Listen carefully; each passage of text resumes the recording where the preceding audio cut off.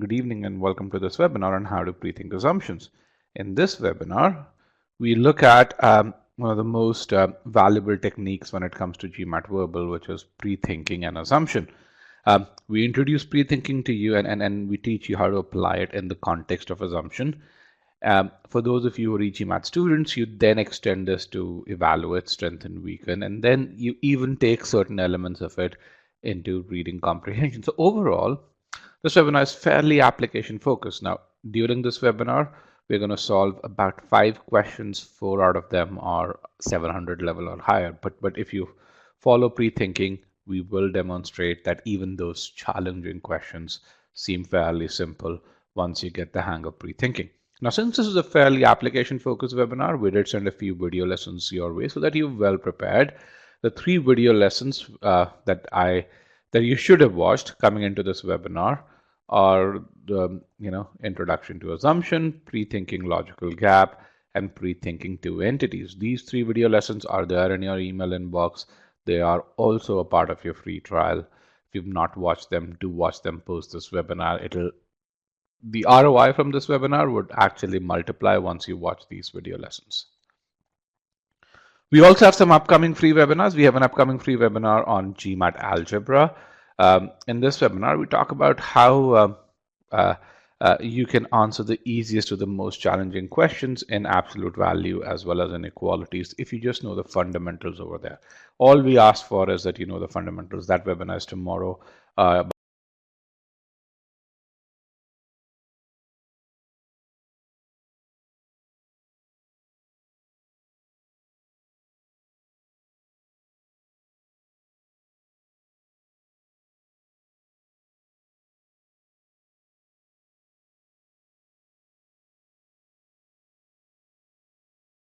About 24 hours from now, and then we also have a GMAT strategy webinar, which is next Saturday.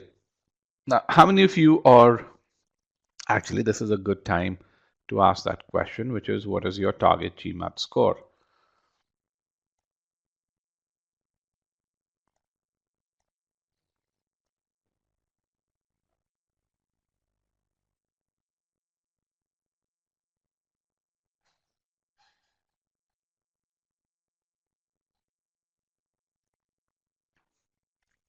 All right.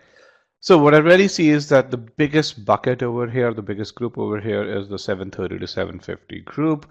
And we have about 13% of you, 14% of you are in the 600 to 700 group.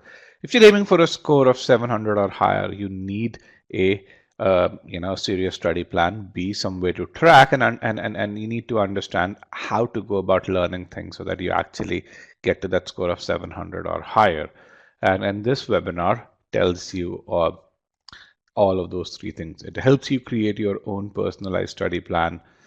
It also helps you define metrics that you can actually track and how to track, and tells you how to track those metrics. And then it also talks about the core skills that you need to focus on learning to get to those scores, because just simply putting in time doesn't get you to that 730, 750 or so score. But we have a fairly ambitious group. Upwards of 60% of you are aiming for the score of 730 or higher. With regards to when do you plan to take the test, I usually draw a line at about 45 days, and what I really see is almost half the class wants to take the test in the next 45 days.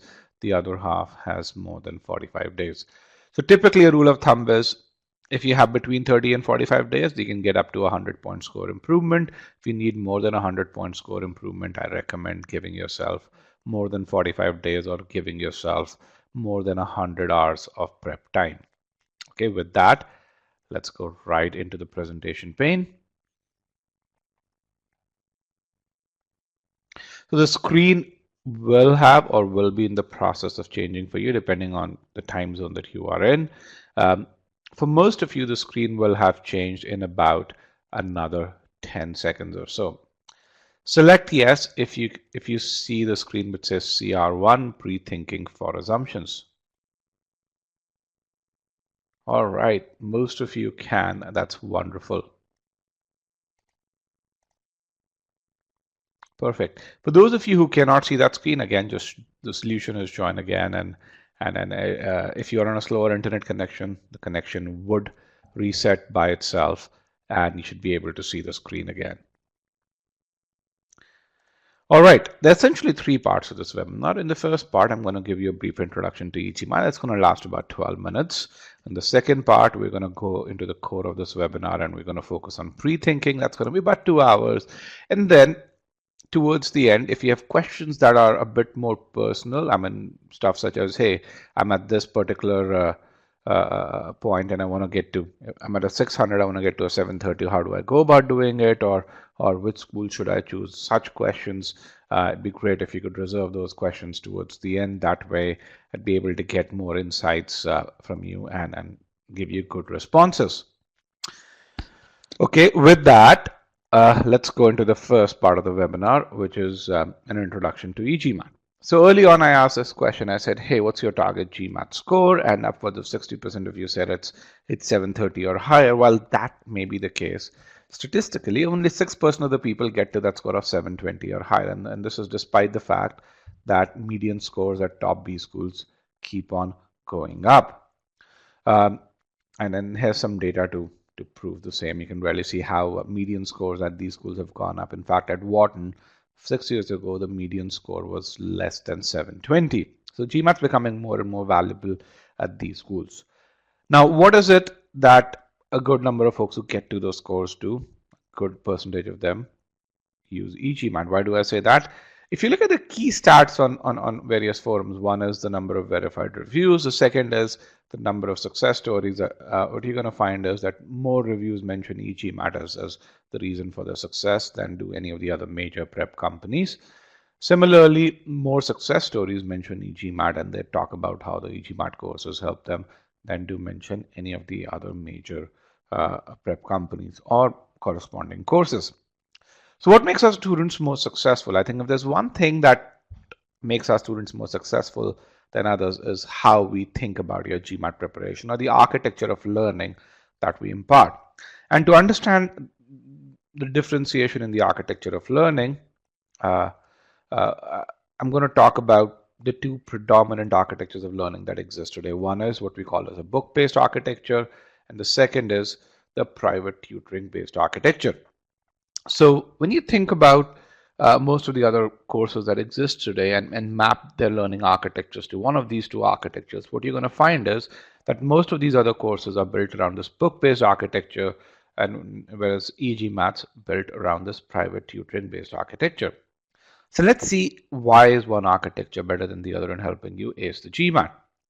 So let's understand how do you actually go about acing the GMAT. The first thing that if you want to get to a high GMAT score is make sure you understand where you need to spend your time, what target subsectional scores should you aim for to get to that 720 score. And I'm going to talk a bit about what those subsectional scores mean in a little while. Once you've defined the amount of effort and where you're going to put that effort, you then focus on learning what you need to learn. Now, merely knowing these things is not important. You also need to get to know how to apply those concepts. Why? Because on the GMAT, you'll be solving actual questions. And you need to get so good at applying these concepts that you reach a level of mastery that puts you in that top 4, top 6, or if you're aiming for a 760 score, top 1 percentile of students. Now let's see how does a book-based approach, a book-based learning architecture approach this problem. Let's start with that study plans. When you study using a book, you do not get personalized study plans. You get a couple of study plans, one quant focus, one verbal focus. You've got to choose one of them and then move on. Then you start learning concepts. Now, books do a really good job in teaching you concepts. The only problem is they don't do a great job in validating whether you've learned a concept or not.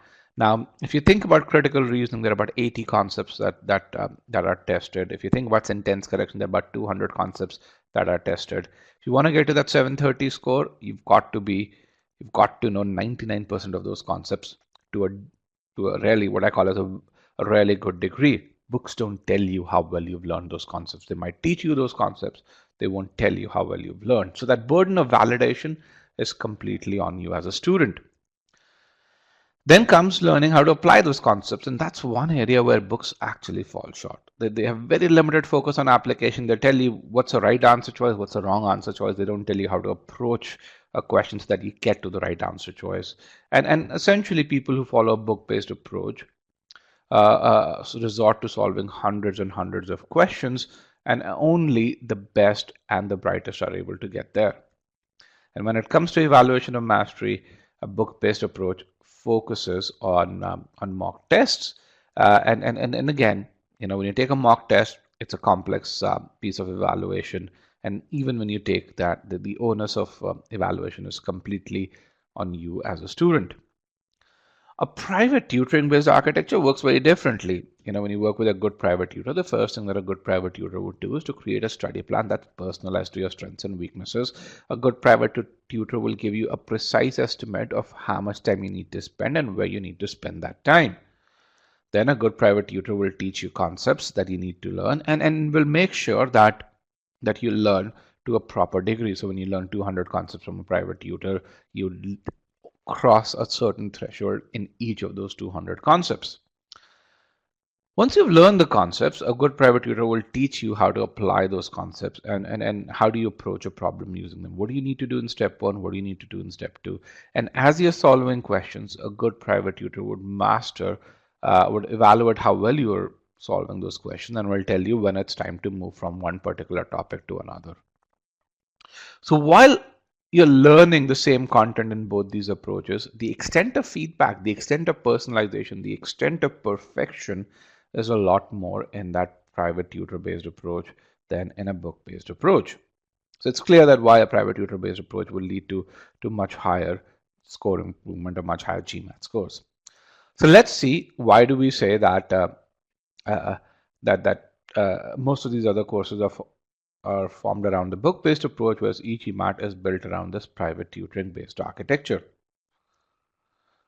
So let's take a case study of a student who wants to go from a score of 600 to a score of 720. So how do we go about doing that? The first thing, remember, is to create a personalized study plan. A study plan that is built around your strengths and your weaknesses. How do we go about doing that? We first qualify or quantify rather what your starting abilities are. Then we define the milestones that you need to get to that 720 score. And then we personalize your learning paths, ensuring that you get feedback during those learning paths. So let's see how we can define those starting milestones. The way to define those starting milestones is to take a mock test that gives you those milestones. There are only two tests in the industry that give you those milestones today. One is a Sigma X mock, which is a mock test that we've created. The other is the actual GMAT. When you take the real GMAT, you can order an ESR, so you spend $280 to do that, and you can get your starting milestones. There's no other test in the industry that would give you those milestones. So once you have those milestones, and what are those milestones? Your abilities in sentence correction, critical reasoning, reading comprehension, arithmetic, and algebra. Those are the 5 starting milestones you need. You need to define the milestones that you need to achieve to get to that 720 score. Now, there are about 20 ways in which you can get to a score of 720 from 600. How do you decide which one's the best one for you? We built an AI-driven utility that decides that looks at about 50 permutations of various ways to get to that 720 score and recommends the best one for you. Here's a screenshot of how it works. You enter your current scores. It then gives you a possible combination which it thinks is the most likely one that you're going to get to.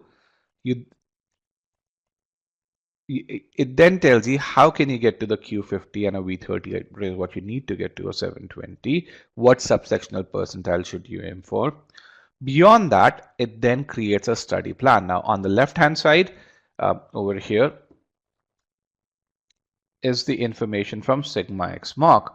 On the right-hand side are the insights from GMAT Planner. So essentially, what this means is that in this case, the way you should read this is, let me see if I can annotate over here. When it comes to sentence correction, you have to grow from a 50th percentile to an 89th percentile. When it comes to arithmetic, you have to go from a 59th percentile to an 83rd percentile. Okay.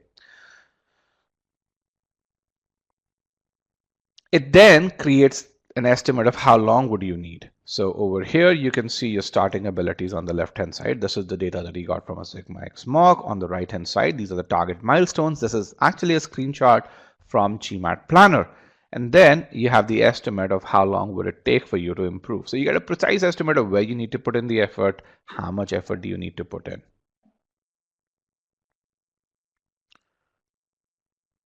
So when this happens, your personalized GMAT preparation becomes a set of 5 mini preparations where you're going from a starting ability in a subsection to a target ability. And you can really see it becomes a lot more modular, but that's just the starting point. Okay. It also then gives you a calendar of how much time you would need, where should you spend those time on a weekday and a weekend. You can really see it takes into account how much effort you can put in every day and then assigns, days to subjects. So why did we go about doing this? So that, we spent upwards of 1,000 hours building this utility. We spent actually upwards of 7,000 hours building the Sigma X mocks. We did that so that each one of you can create your study plan in 7 minutes or fewer. And we've had upwards of 10,000 study plans created. This is one of the other combinations that you can get to a 720 that the planner discards. Why? Because that's not a likely combination for the input scores. So that was just the study planning piece over here. Now let's talk about, once you have those milestones defined, how do you get feedback very similar to what a private tutor would give you? The e-GMAT learning architecture is designed to give you feedback as you learn. What you see over here is a subject-verb module. In this module, you see the concepts. These are video lessons. And each of these video lessons has scores built in. So you learn for 30 minutes, you get feedback on the quality of your learning over here. Now, how does this compare to some of the other courses out there? Here's an example of a popular course. It's by a company called Magoosh. Again, the same modules over here. A few things that you would notice is that, hey, you have a few video lessons on subject verb, but there's no feedback. The other piece that you would notice is this time that you see is not the time that you spent on these lessons. It's the time, it's the length of the video by itself.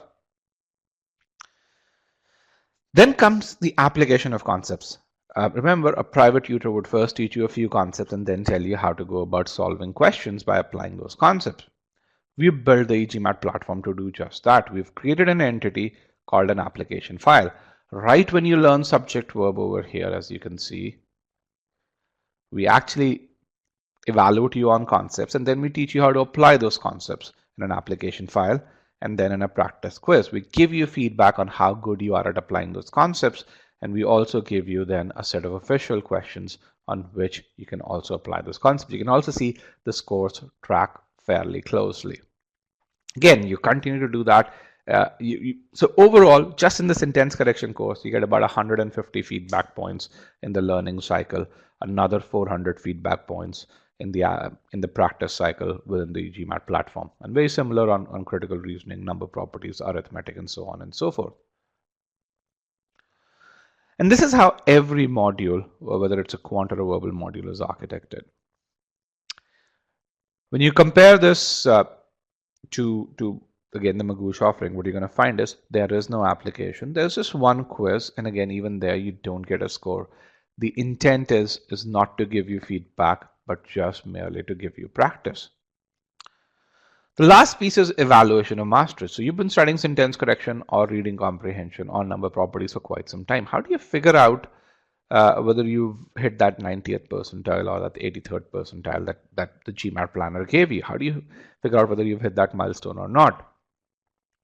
We built a tool in which you can go and evaluate yourself. You can take an ability quiz. It'll give you your ability score.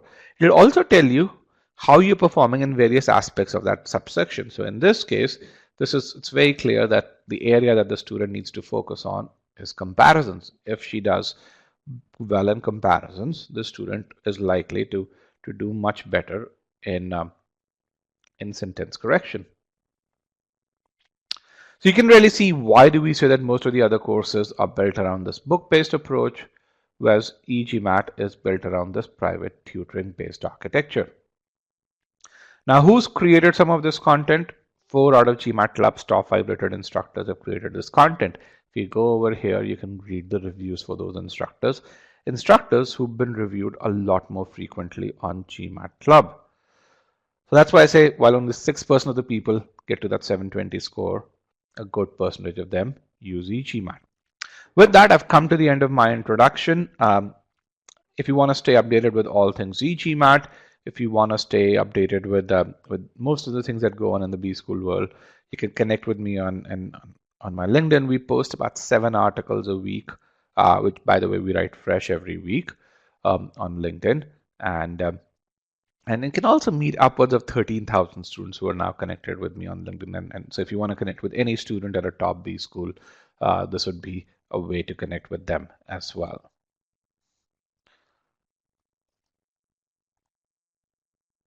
With that, let's go into the second part of this webinar, which is how do you pre-think assumptions?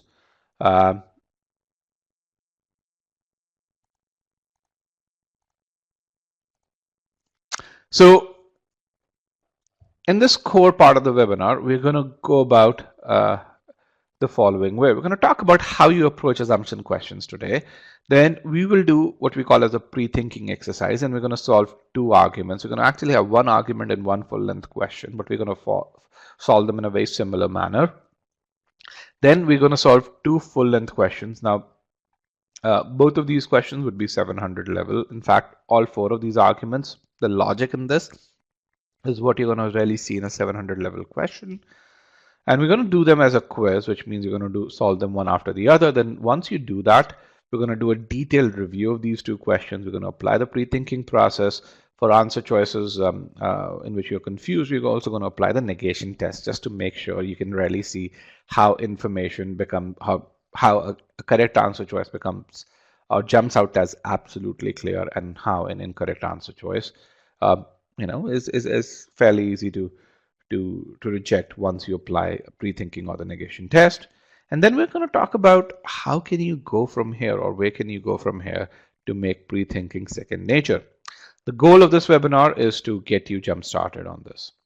So at a very high level, we'll document how you prepare today, we'll recognize what's important to master assumptions, and then we'll present your should-be plan. Okay, so let's discuss your current approach to critical reasoning. Before we do that, I want to make sure that you understand what pre-thinking is. Pre-thinking is thinking of one assumption, one potential assumption in 15 seconds before you look at the answer choices. Each of the 3 words in quotes is really important. Why? Because that's kind of what defines pre-thinking. Once you start looking at the answer choices, you can throw pre-thinking out of the window. An argument can have multiple assumptions. We only care about thinking one particular assumption.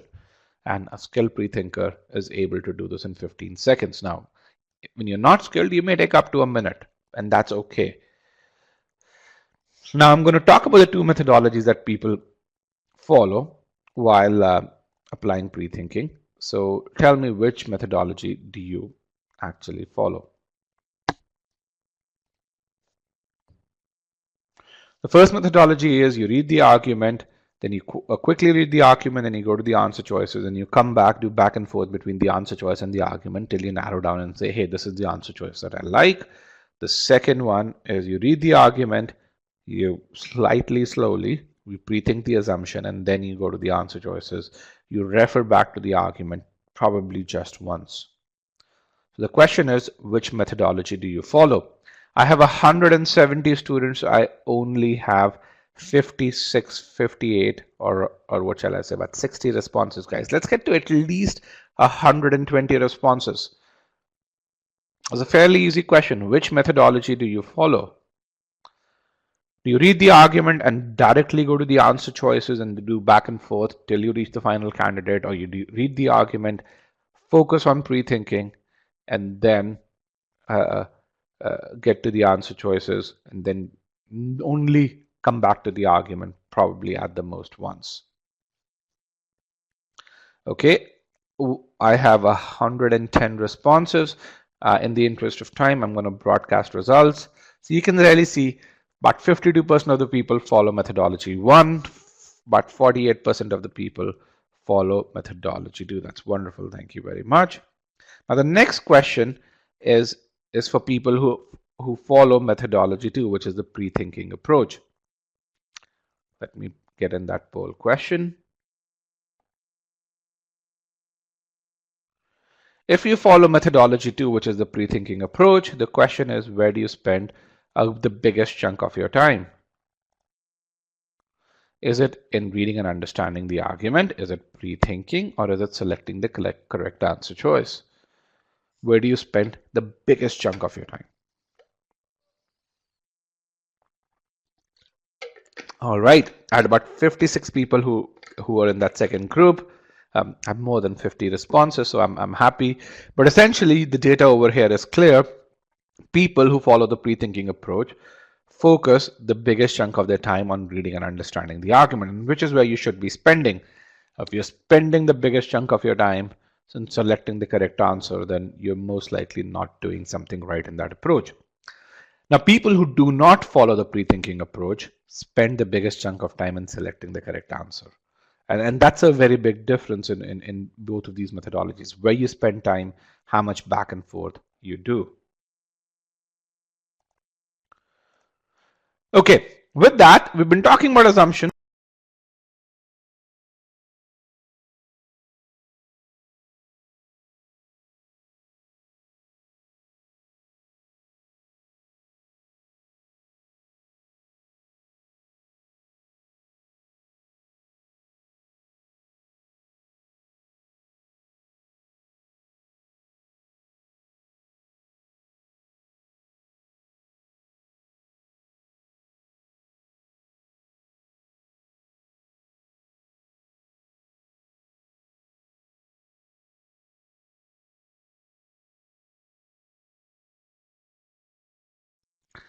All right, I have 41 responses, 42, 44, 48, 50. Good. You can now see the responses over here. Really good responses. You guys get what an assumption is. When the argument is something that you completely understand, it's fairly easy to see what an assumption is. And I'd say 80% of the responses are very good. So that's good.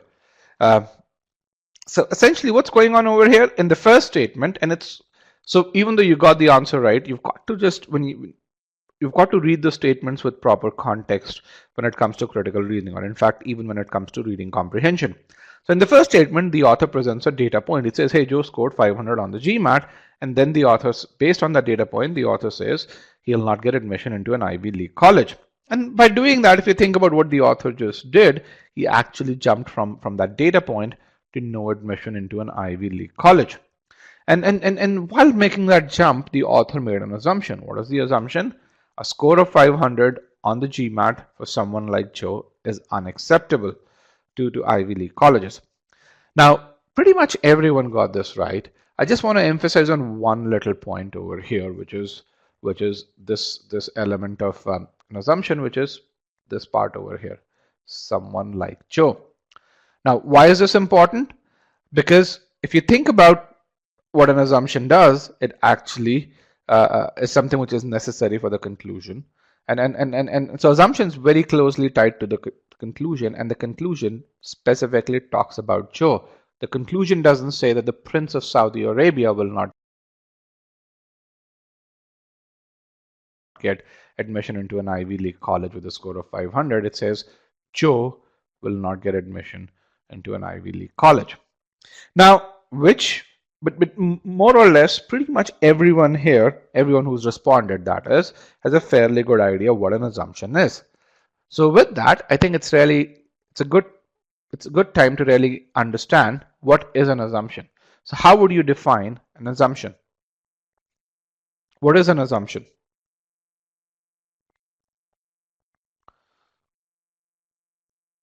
If you could type your answer in the short answer pod, what is an assumption? Or how do you define assumption?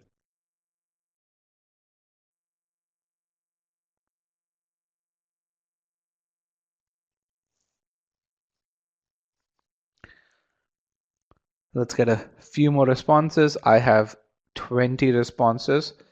At the same time, guys, when I ask for a question, please do not put the response in a Q&A pod. A Q&A pod is for your questions, not your responses to my questions. Please put them in the short answer pod, which is towards the right. Okay, I have 42 responses. I'm going to start sharing results.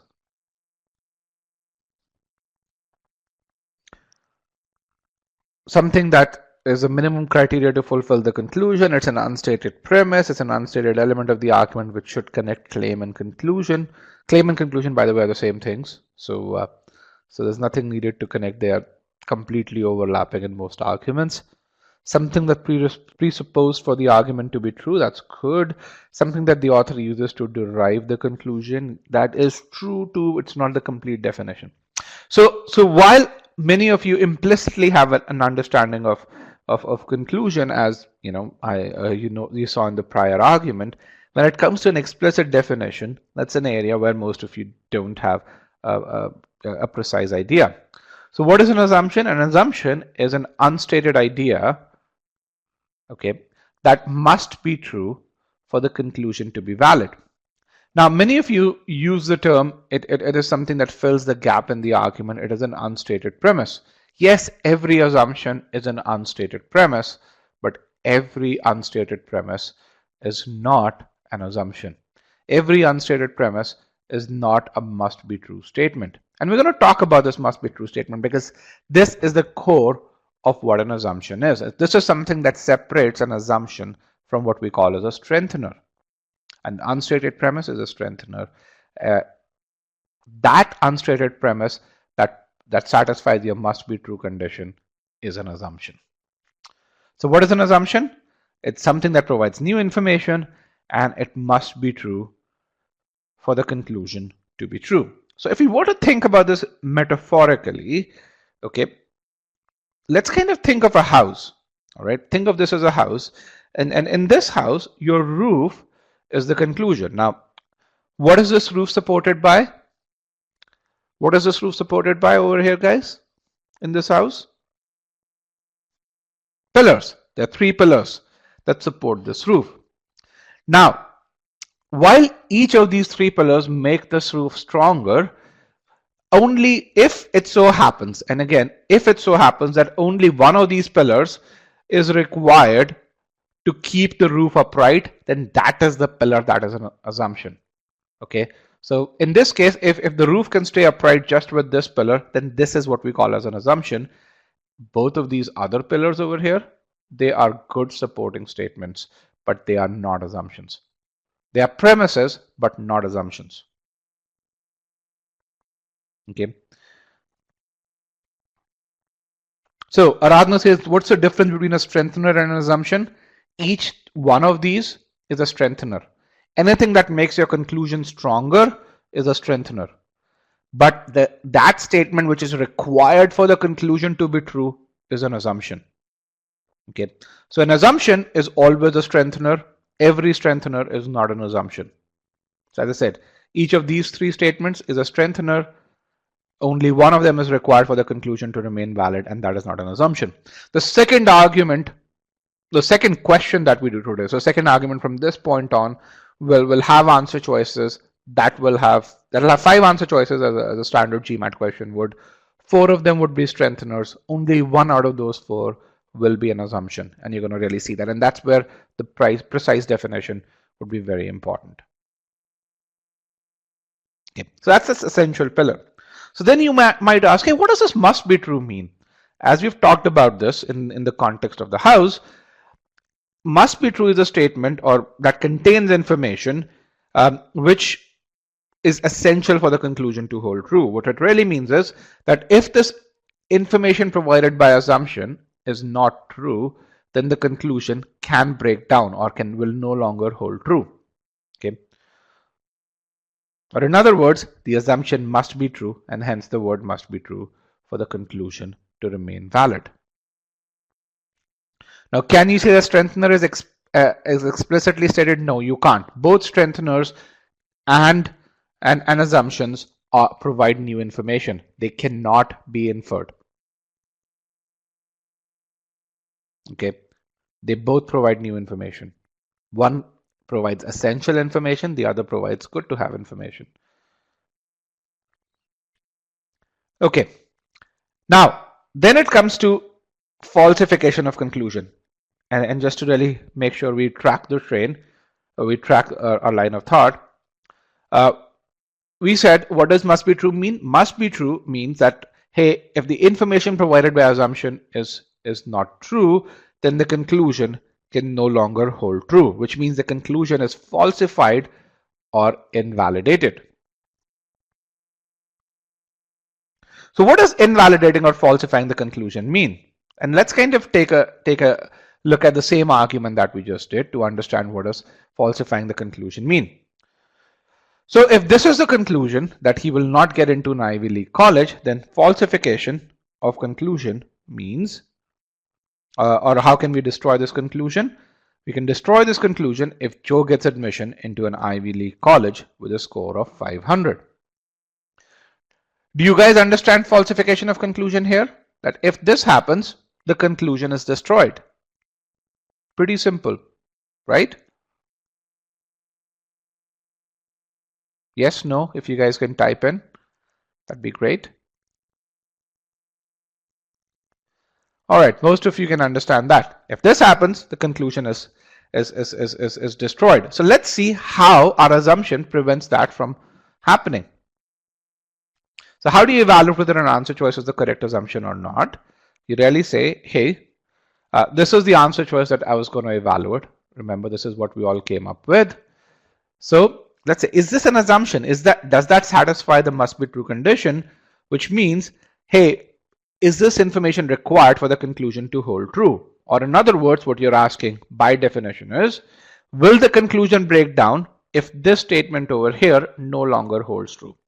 Now, if this statement over here no longer holds true, then by definition, its negated version holds true.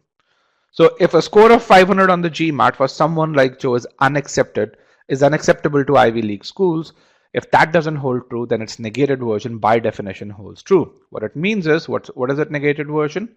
A score of 500 for someone like Joe on the GMAT is acceptable to Ivy League colleges. So if this statement holds true, then what happens to my conclusion? Can you tell me what would happen to our conclusion if this statement holds true? It will be falsified. It will break down, right? Yes, the conclusion will absolutely break down if this holds true. So that's kind of what we call as a litmus test. This is what we call as a negation test. This is still not pre-thinking, but this is the negation test. Okay. Now, some of you may be confused. Why do we really say that if a statement isn't true, then its negated version automatically holds true? How many of you are confused? Like, when we say something is not true, then why does its negated version automatically holds true? Say yes if you're confused about this, or this is something that was not intuitive to you. Okay, so let's kind of look at this using a few examples. If you say a statement is not true, and this actually eats my eyes over here, so this is the word if. If a statement is not true, then by definition, its negated version becomes true. Let's see, why do we say that? If I say Harvard has the best MBA program, and if I say, hey, that statement is not true, then by definition, what I'm also saying is that, hey, Harvard does not have the best MBA program, or an MBA program which is better than or as good as Harvard exists. Am I not saying that? If you say this statement is not true, then by definition, I'm saying that. Okay. Similarly, let's take another example.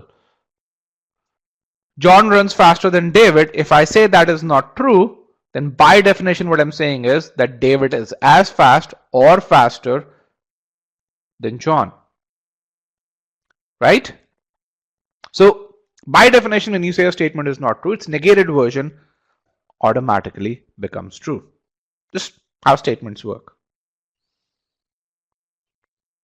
If I say I'm saying the truth is not true, then essentially, in many ways, for most people say, hey, I'm not saying the complete truth or I'm lying.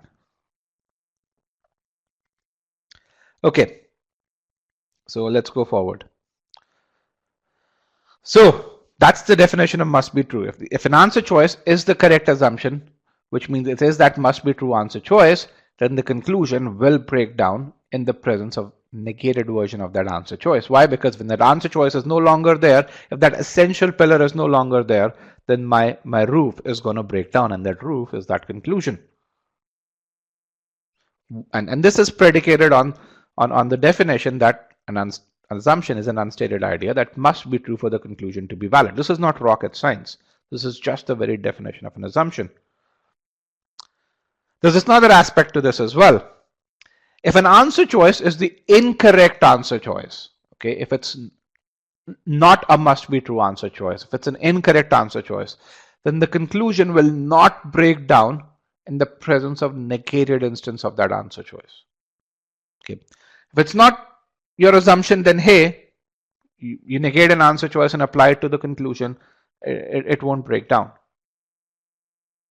Let's take an example. The same argument, okay, and the answer choice that we're going to evaluate is this answer choice, which is a score of 500 on the GMAT is not a good score. Now I'm going through a very step-by-step elaborate process. If you're very familiar with this, you can do this in your mind. Okay, so a score of 500 is not a good score. This is the statement that we are going to evaluate. Then we're going to ask the question, is that must be true? Which means, will the conclusion become invalid, or will Joe get admission if the statement to the left is no longer holds true? Let's negate this. What is negation of a score of 500 is not a good score? Can anyone tell me? What's the negation of this particular statement? It is a good score, right? 500 is a good score. All right. So if that happens, if a score of 500 is deemed to be a good score, then will Joe get admission into an Ivy League college if that happens? The answer to that is not really. Why? Because according to the argument, Joe's admission is not predicated or dependent on whether the score of 500 is qualified as a good or a bad score. The author is simply saying, hey, because Joe scored just 500 on the GMAT, he's not going to get admission into an Ivy League college. Or in other words, you can really say, even if you replace 500 by 700, the logic of the argument will not change. 500 is just a number, and it's not qualified as good or bad score as per the argument. Okay, so that's a way to really do that.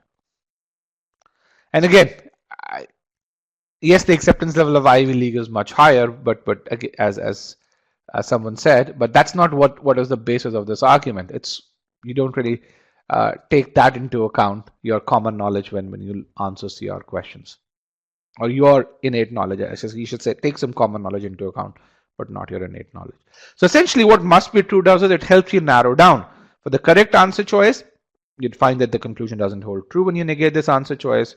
For the incorrect one, the conclusion will continue to hold true when you negate this particular answer. So that's just clarity around assumption. Once you have this clarity, we can now move on to pre-thinking. We can now apply these very concepts to pre-thinking and get to the answer much more quickly than we otherwise would. Okay, so from now on, we're going to focus just on pre-thinking. The process that we're going to follow is, I'm going to give you an argument, then you're going to read that argument, you're going to put in your pre-thinking. I'm going to give you 2 minutes on that. So you're going to get ample time. This is just to read and pre-think. Actually, in many instances, I give people 2.5 minutes. Okay. Then we're going to record your answers in the short answer poll. Then I'm going to do pre-thinking my way. I'm going to teach you a step-by-step approach. And we're going to then evaluate a few of your responses to really see whether they're correct answers or not. So what are some of the core skills for pre-thinking? Really, the core skills for pre-thinking are the same as core skills for reading an argument. You should be able to understand what a claim is. You should be able to completely understand the content of that claim or a conclusion. the logic that the author uses to arrive at it, and we've already talked about what an assumption is. Now, why would you falter or take longer? If you try and read fast, you will falter or you will take a lot longer. If you worry about timing, and especially in this session, and in fact, even after that, uh, you're not going to think about the logic. When you don't think about the logic, you're going to waste time and you're going to be very stressed out. So focus on approaching problems the right way. You may not get the right answer, but you'd be very confident as to when you see the solution as to where you faltered. Okay, but focus on applying the right approach. Focus on comprehending, and if you do that, what you're going to find is that you can you're going to get to the correct answer more often than not. Okay. Anudeep has a question. He says, based on your experience, what's the percentage of questions that one needs to get correct for an 85% score? Anudeep, on a computer adaptive test such as the GMAT, that's the wrong question to ask. I can give you examples of students who've scored an 85th percentile with 7 out of 10 questions correct. And I can also give you examples who've scored a 30th percentile with 7 out of 10 questions correct. So that's not how you should think about assumptions. If you're thinking about critical reasoning or any other aspect of the GMAT in this manner, then you do not know the test. I can give you two individuals exactly identical accuracy. One of them has 22nd percentile, the other one has 90th percentile. Identical accuracy.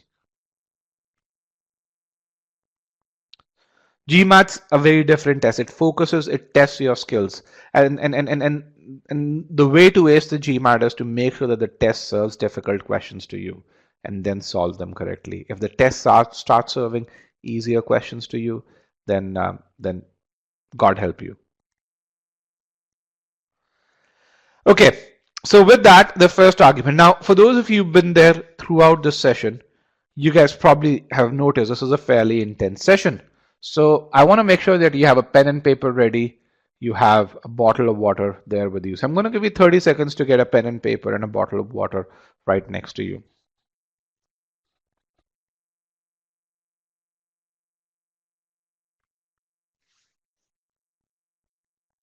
And once that time is up, uh, uh, then I'm going to actually proceed further, and I'm going to mute myself. Okay, one last question, and does it hold true that you get assumption questions or boldface questions if your test is going good? No, there is no rule like that. Assumption questions can come in anywhere. It just so happens that it becomes very difficult to create easier boldface questions. So in most of the cases, and again, the key word here is most of the cases, if you get a boldface question, it's a relatively difficult question. It doesn't mean your test is going well. It means that the test has just served you difficult questions. An indication of the test going well is when you get a series of difficult questions. And trust me, you guys are not qualified to determine which question's an easy question, which question's a difficult question. I've probably created more questions than any other expert in the industry has. And even my prediction of medium versus difficult questions is only 70% accurate. So all right, with that, pre-thinking. Let's get the first argument. Get your pen and paper ready.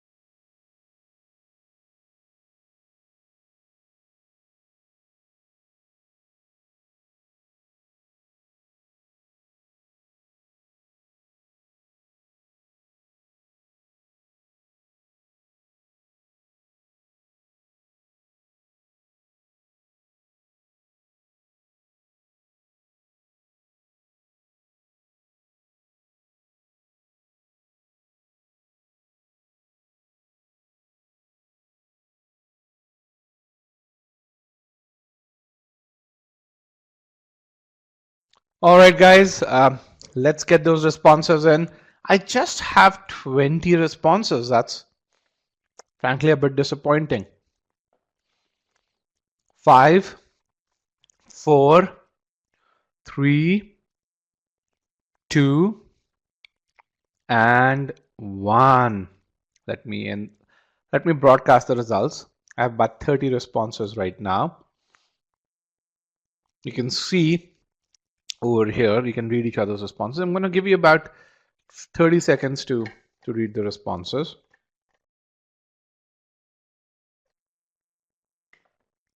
A lot of the responses are telling me why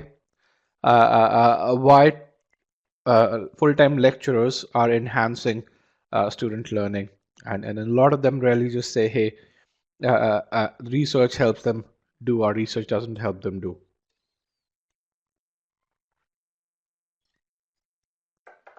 A few of you have talked about the approach to enhancing student learning. Some of you have talked about the time spent researching. And then when you're really talking about this, what you're going to really recognize going forward is that you haven't understood what the purpose of writing this argument is. Okay. A few of you have actually done a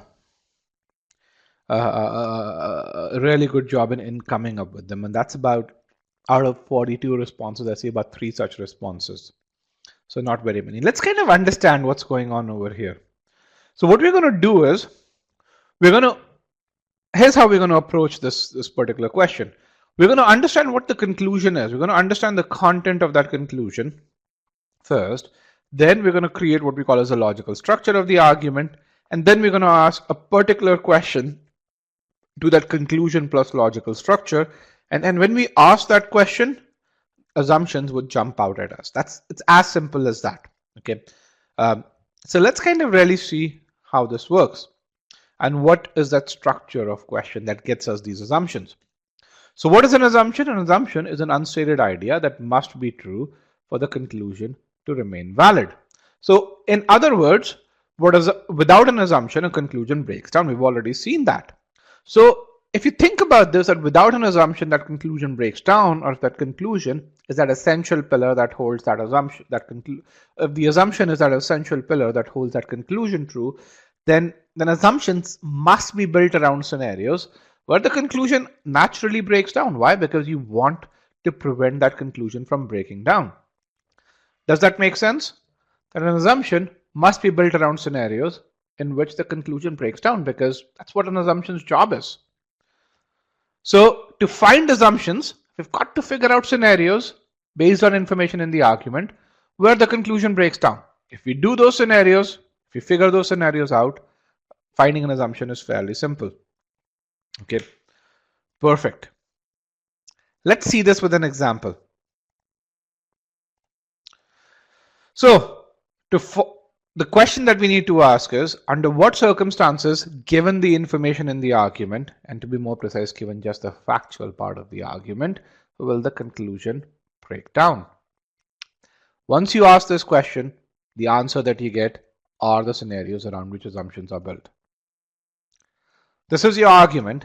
Now, I've divided this argument into 3 different statements. What I want you to really tell me is which statement over here is the main conclusion. Now, the poll that I'm going to show you has 4 options. I use this poll for another argument as well. So please disregard statement number 4. Limit your answers to statement 1, 2, and 3. 1, 2, or 3. Which statement is your main conclusion?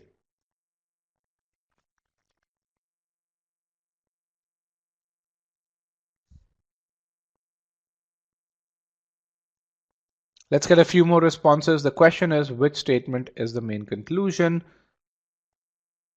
I have 70 responses out of 150 students. Let's get at least 100 responses. Which statement is the main conclusion out of statements 1, 2, and 3? Please disregard statement number 4. I have 84, 85, 86, 90, 93. What happened? 95? Come on. 99, one more response. Okay, cool. We have 100 responses. Let me end the poll. Let me broadcast the results. Now, here's what's interesting over here, barring the one person who chose statement 4, is, is that we have what we call as a split jury. Statement 2 is the most popular one. It is indeed the correct answer. That is your main conclusion. Statement 1 is very popular. Statement 3 is quite popular as well. So let's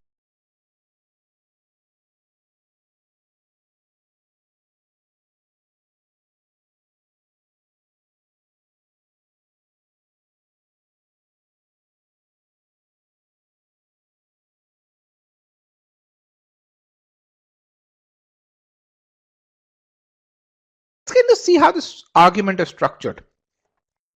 So I'm going to also bring a yes no poll over here because I want to ask you guys a couple of questions. So in the first statement here, what the author really says is there's a recently published paper, and that paper makes a conclusion. He says that tenured professors or those on their way to tenure enhance student learning less than full-time lecturers do. So in this statement, what he's doing is he's contrasting two different kinds of teachers. One is what we call as tenured professors, and the other is full-time lecturers.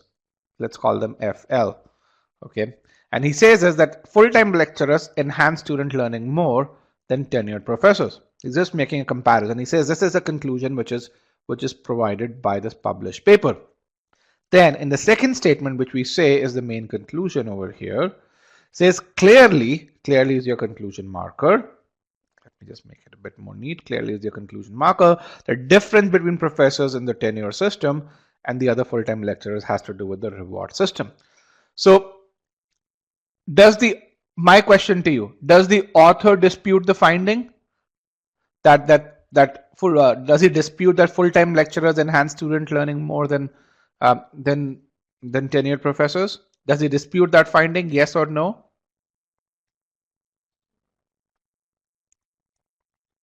No, he doesn't dispute that finding. No, he's trying to explain why that happens. He agrees with that finding and he's trying to explain. He says, hey, the reason why these people enhance student learning more is because of the reward system of the former.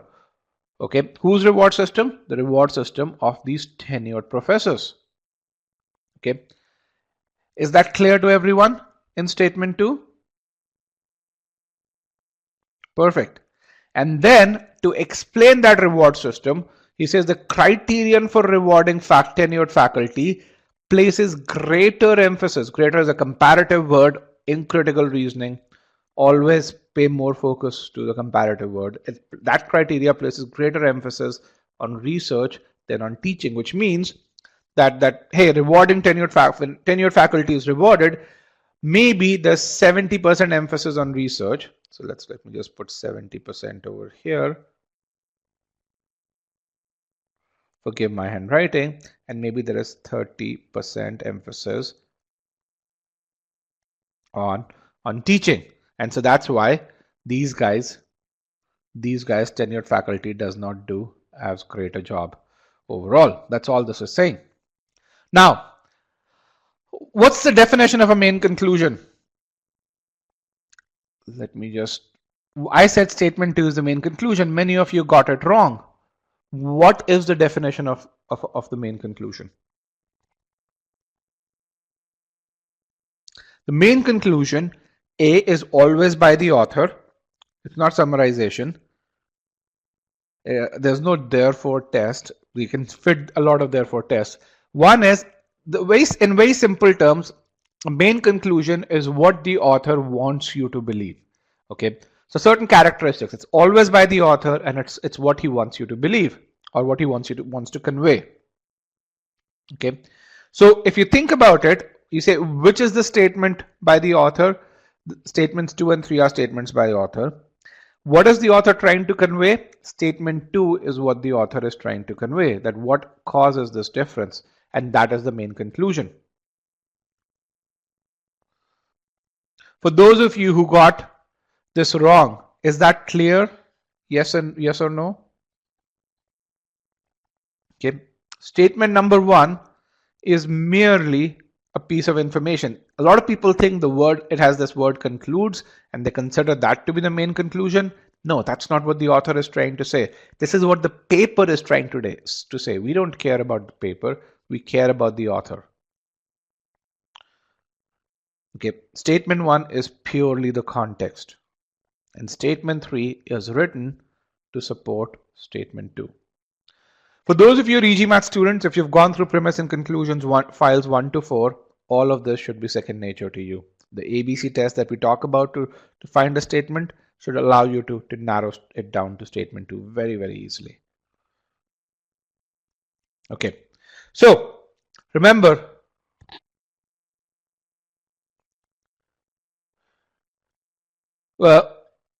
it's not practice parimala that allows you to differentiate between statement 3 and 2. It's just the ABC test, which is which statements written to support which one. That is it.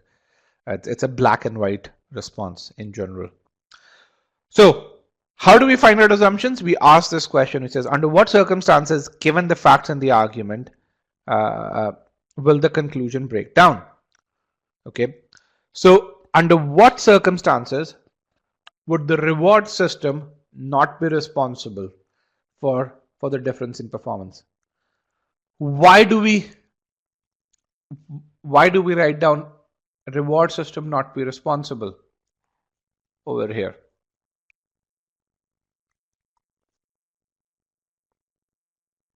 Why do we write down reward system? Because we want to break the conclusion down. When the reward system is not responsible, that's when you break the conclusion down. You negate the conclusion. Great. That's wonderful. Okay. Given that full-time lecturers enhance student learnings more than professors do, the reward system for professors places greater emphasis on research than on teaching. Okay. So once you formulate this question, the answer to this question is fairly easy. Okay. Once again, formulation of this question: under what circumstances would the reward system not be responsible? Okay. Under what circumstances can I not blame the reward system? So when you ask this system, when you ask this thing, what are some of the possible scenarios? One is, what if non-tenured faculty has the same reward system? I mean, if tenured faculty and non-tenured faculty have identical reward systems, under that scenario, you can't blame the reward system, right? If both kind of teachers have the same reward system, you can't blame the reward system for low performance. Okay. What is stated in the argument? What is stated in the argument? In the argument, do you see any idea? Do you have any idea about the reward system for non-tenured faculty? Ayendrala, do you have any idea about reward system for non-tenured faculty? Remember, we know that reward system for tenured faculty places greater research than on teaching. We have no idea of what the reward system for non-tenured faculty is. Okay. What this statement says is, maybe there's a 70% emphasis on research, as I said earlier, and a 30% emphasis on teaching. But that's purely for the tenured faculty. You have no idea what it is for non-tenured faculty. Okay. So if a statement really said, hey, the reward system for non-tenured faculty is identical, that would provide new information. Okay. And that would falsify your conclusion. Let's say there is a reward system, but if most tenured professors don't act as per the reward system, then can you blame the reward system?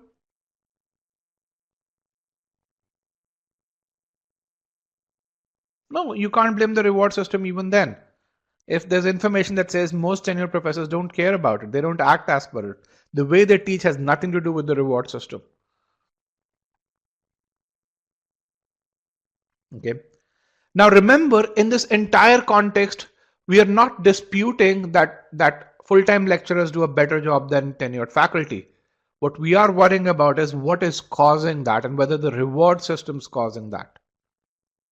Okay. If these are the possible scenarios in which the conclusion breaks down, then what are your assumptions? The assumptions are, hey, non-tenured faculty does not have an identical reward system, and most tenured professors care about the reward system.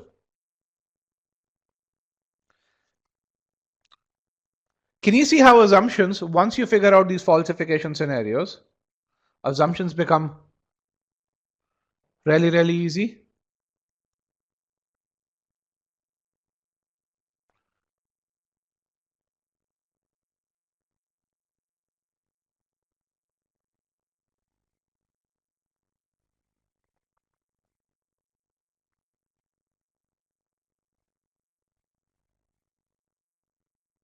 Okay, guys, if you have a question, please put it in the Q&A pod, because when you put it in the right hand pod, it just makes your responses, it dilutes your responses.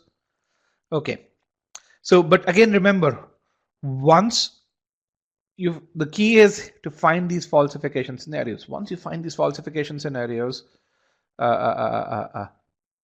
finding the assumption becomes fairly easy.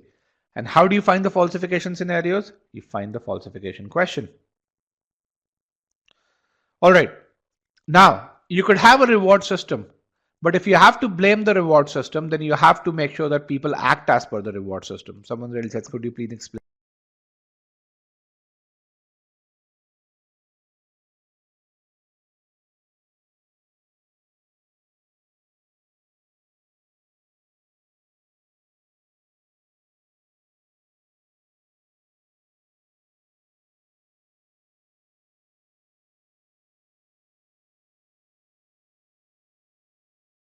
All right, guys.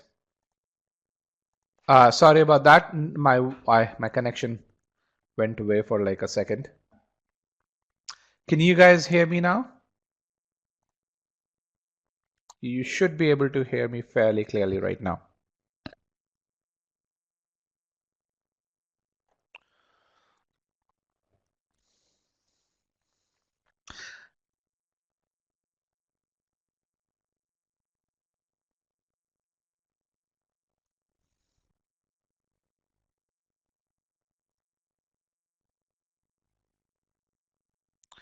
Mohit says, okay, there are some really good questions. Says, wouldn't looking at the answer choices and then applying the negation scenarios help that? So two answers to that, Mohit. One, first of all, how many answer choices do you have?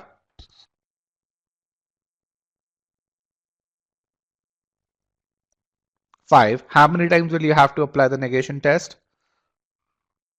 5. Okay. A. B. To apply the negation test, well, it's not 2 max. It's 2 max in medium question. When questions become difficult, and then most of you are aiming for a score of 700, 80% of you, 85% of you are aiming for a score of 700, which means questions will become difficult. So you know, you're going to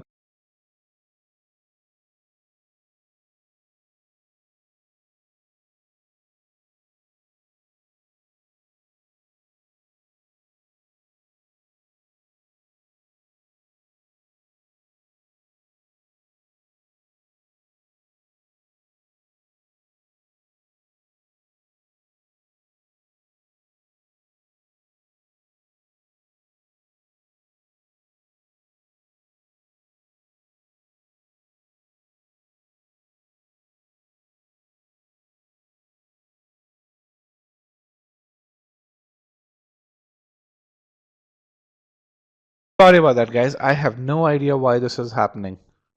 This usually doesn't happen. So just to continue my chain of thought, a majority of the students did not even know what the conclusion was. And when you don't know what the conclusion was, then in that case, you can't even apply the negation test.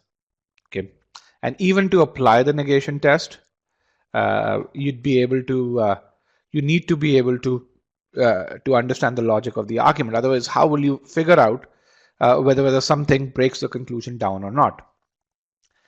And I know the PS switching to GoToWebinar would solve a couple of these problems, but you would not have half the rich learning experience that you have over here with this. You won't, GoToWebinar has problems with polls. It requires much higher data speeds, which, if you're using a cellular connection, you won't get those. Anudeep says, can a possible scenario be if the university chooses not to enforce reward systems correctly? Not really. It's just if a reward system is there, then people will act as per it. The enforcement typically happens towards the end. I mean, if it's given to you that there's a reward system, then this means it's enforced. Again, remember, answer choices will not have information that will contradict facts in the argument. That just defeats the purpose of facts in the argument. Juhi says, why not question the whole reward premise itself? Why is reward the only criteria for assumption? Why? Because that's what's given to you in the argument. The conclusion says that, hey, it's blaming the reward system for the difference in performance. You can really say there could be another piece to it, but as long as reward system is involved in it, it is culpable.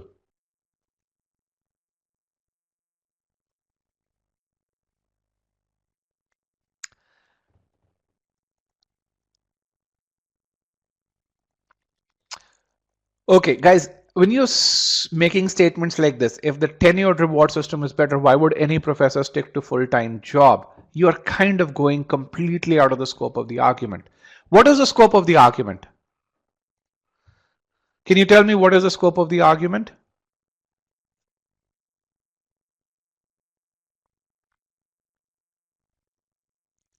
The scope of the argument is determined by one statement. That is your conclusion. Okay. So what is the scope of the argument?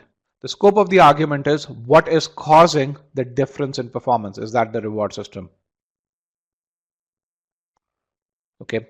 Whether tenured professors stick to that reward system or whether tenured professors like their job, they don't like their job, why would someone do that kind of job? That's not the scope of the argument. That's not what the author is trying to explain.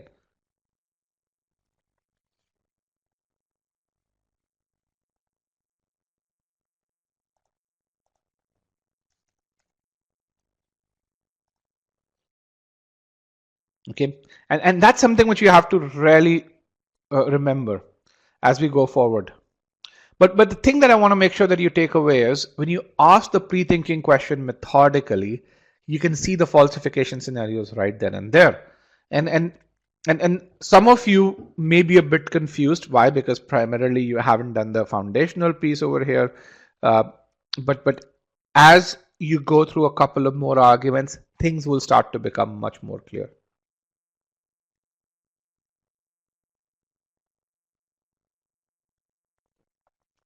Parimala says, why are we not questioning, negating the reward system, playing more emphasis on research than on teaching? Why? Because you do not negate facts. That just, again, if you're asking these questions, you don't understand the foundation of what an argument is supposed to be. If you go through the premise and conclusion files, it'll tell you what can you question in an argument, what can you not question in an argument. In the world of GMAT critical reasoning, okay, what's there, what's provided to you is a set of facts, and then based on those facts, you're allowed to, the author comes to a conclusion. Now, GMAT critical reasoning is a test of logic. It's not a test of fact checking, just to make sure you understand that. It's a test of logic. So when you see a few facts, and then when you see a conclusion that is derived based on these facts, we don't question these facts. That's not the goal over here. Why? Because in the business world, you don't question the facts provided to you. In the business world, if you provide a wrong fact, you're fired. You can derive a wrong conclusion based on those facts. That's okay. That's your logical ability. But providing a wrong fact, an incorrect fact, is basically a crime in the business world. So in the same way, in GMAT critical reasoning, you're given a set of facts. And in the answer choices, you don't question facts. Why? Because then it just breaks the whole premise of testing the logic that lies somewhere over here. And that's where you have to understand the foundation of what an argument truly is. An argument is a test of this logic that lies over here, which assumes, in which you really assume these facts to be true. You're not going to question this. If the author told you the sun goes around the earth as a factual statement, you will not question it despite your better judgment. If the author says gravity makes you fly, you will not question it.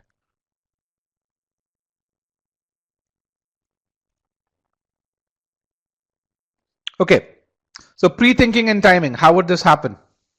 Okay, so let's say you're this guy who's starting at this point number one, where your time to answer questions, and I've deliberately not put numbers there, I've put qualifiers here, is medium, and your accuracy is low. The first thing that will happen once you start pre-thinking is that your time to answer questions will go up. Why? Because you're learning a new process. You're spending more time reading the argument. And your accuracy will go up as well. So you'd be able to answer more questions correctly, it'd take longer. And so your graph will move in this direction. And you're going to ask yourself, why am I following this pre-thinking approach? Many of you are already worried about timing on the GMAT. In fact, let's ask this question. How many of you are already worried about timing on the GMAT? Pretty much everyone is over here. And at that point, all I would ask is trust the process. As you continue to follow the pre-thinking approach, as you continue to ask the pre-thinking question, get those falsification scenarios, two things will happen.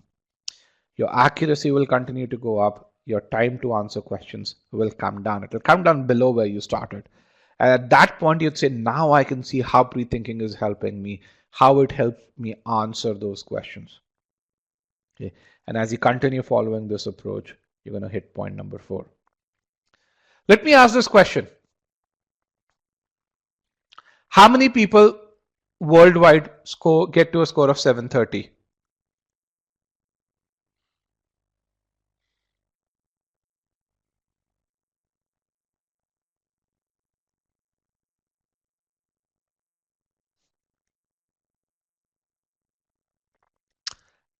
About 4 to 5%. Okay. How many people do you think put in 100 hours or more? It's about 5%. Let's call it 5%. It could be 4.5 to 5.5. How many people put in, what percentage of people who prepare for the test put in 100 hours or more? The answer is about 40% of the people put in 100 hours or more. Yeah, it's not 80%. A lot of Americans don't. A lot of people who aim for lower schools don't. But I would say about 40-45%. So that 40% is typically about 100,000 people put in 100 hours or more. Now, why is it? Why is it that only 4% of them get to a score of 730? Have you ever asked yourself this question? Because, hey, there are good resources for GMAT preparation out there.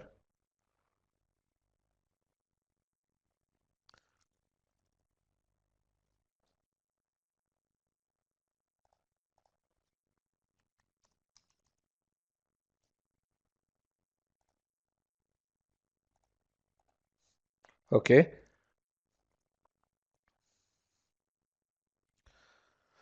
So, not enough dedication, strategies, timing, right approach, focus on accuracy.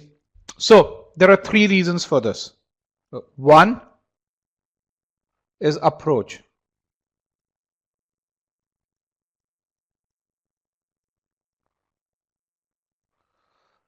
Two is data. And I talk about data, and you'll see me talk about data again and again. And 3 is toughness.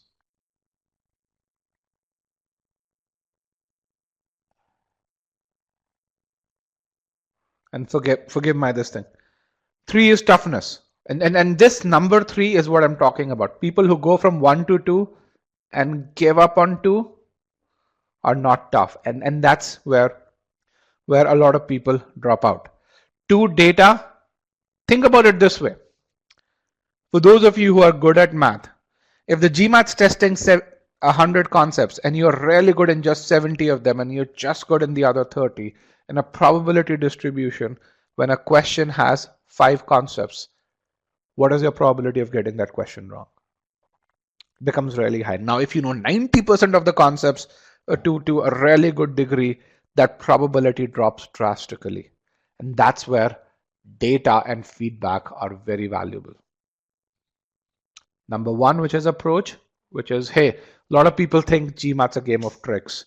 They focus on grammar when it comes to sentence correction. They focus on speed reading when it comes to reading comprehension.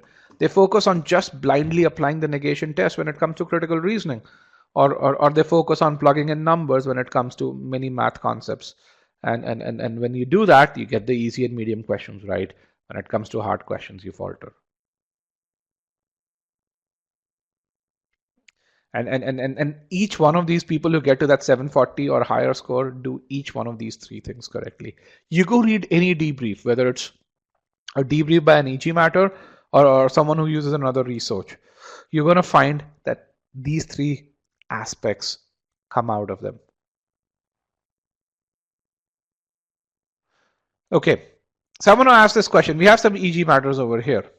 Okay. And I understand from many of you, you may have just started critical reasoning, but I want to ask, if you're an e-GMAT, if you're on the paid version of the course, which level are you in? Are you at level 1, level 2, level 3, level 4?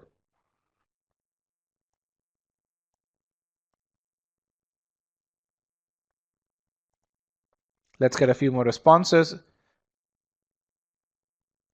If you're an e-GMAT, which level have you experienced so far?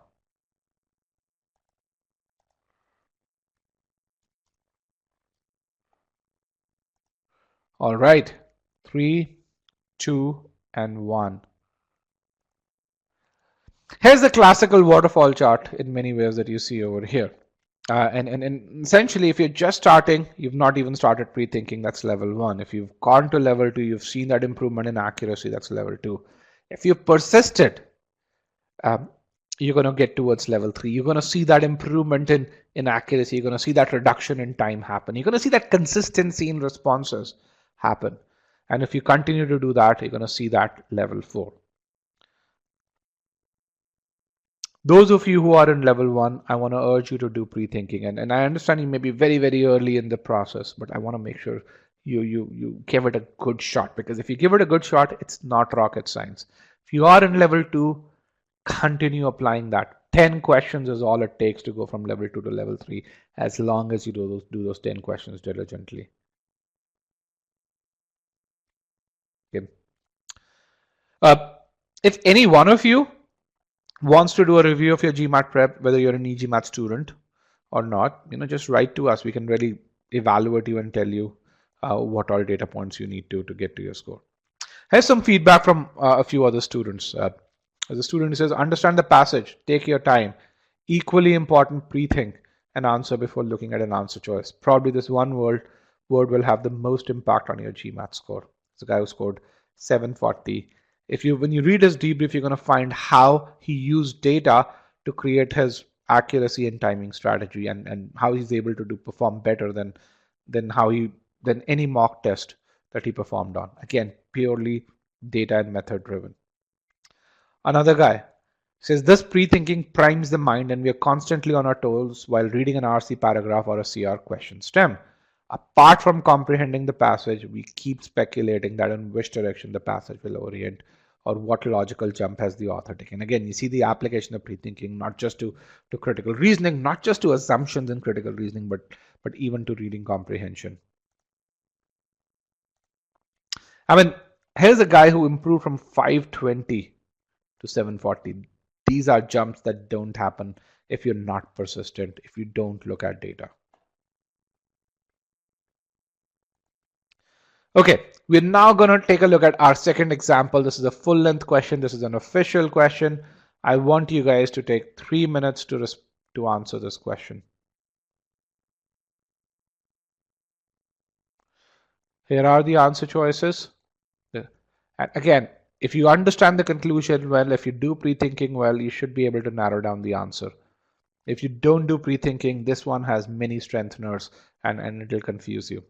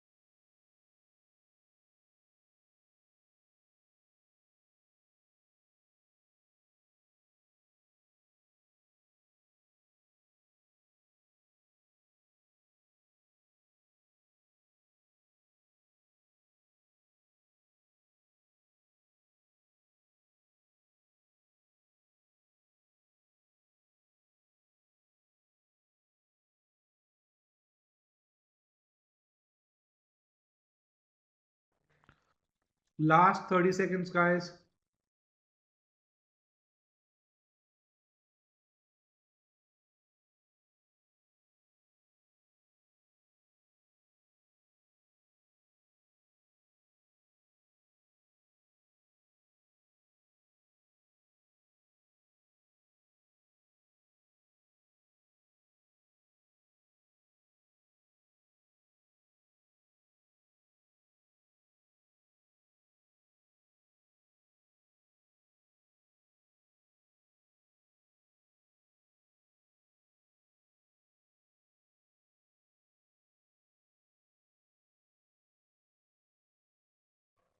Three, two, and one. Let me end the poll and broadcast the results. It was very interesting for me as I was looking at the answer choices was that in the first 1 minute, 70% of the people chose choice B. Okay. And then as time progressed, as we hit the 2 minute mark, I gave you actually 3 minutes to answer this question. I saw the number of choices, number of people who chose choice C, that number went up tremendously. So that's very, very interesting. So How many of you were confused when you read the answer choices? Very simply.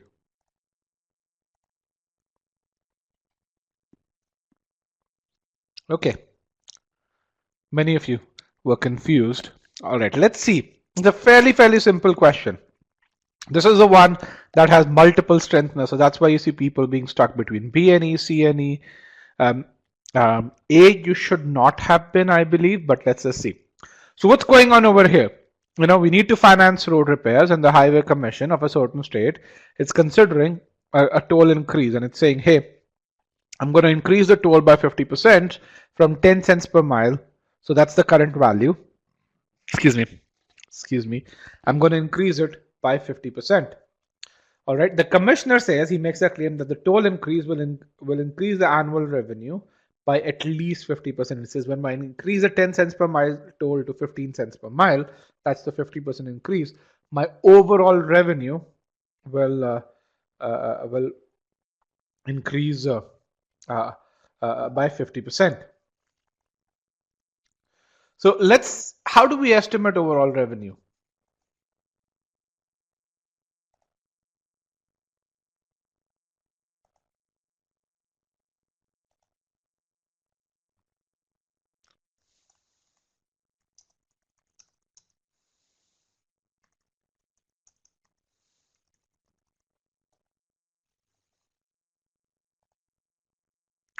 Okay.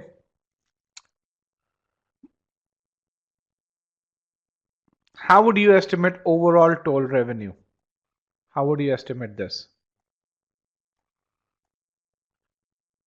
Okay, good. So the person who says total number of miles driven by all vehicles multiplied by toll. So the overall revenue is the toll per mile multiplied by the total number of miles. Okay.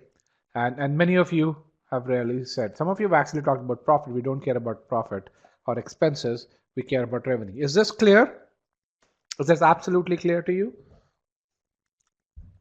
Okay. Now, what information is given to you?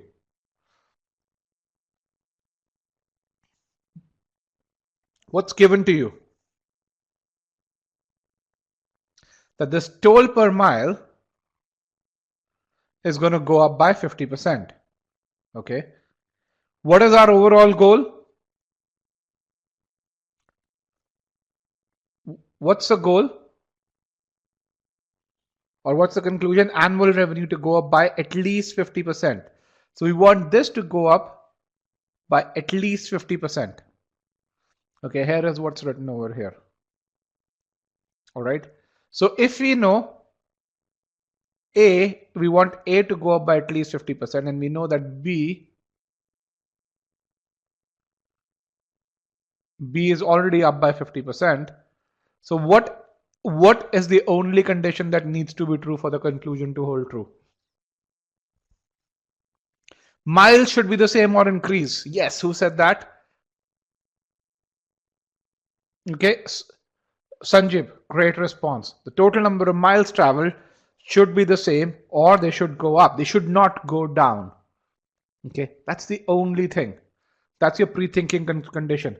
The only way this conclusion breaks down is if the total number of miles, that number goes down. Which is the same pre-thinking question that you see over here. The total number of miles decreases. Now, what is the assumption? The total number of miles does not increase, which means it remains the same or it goes up. That's all that was to this question. Is this very clear? Any doubts in this?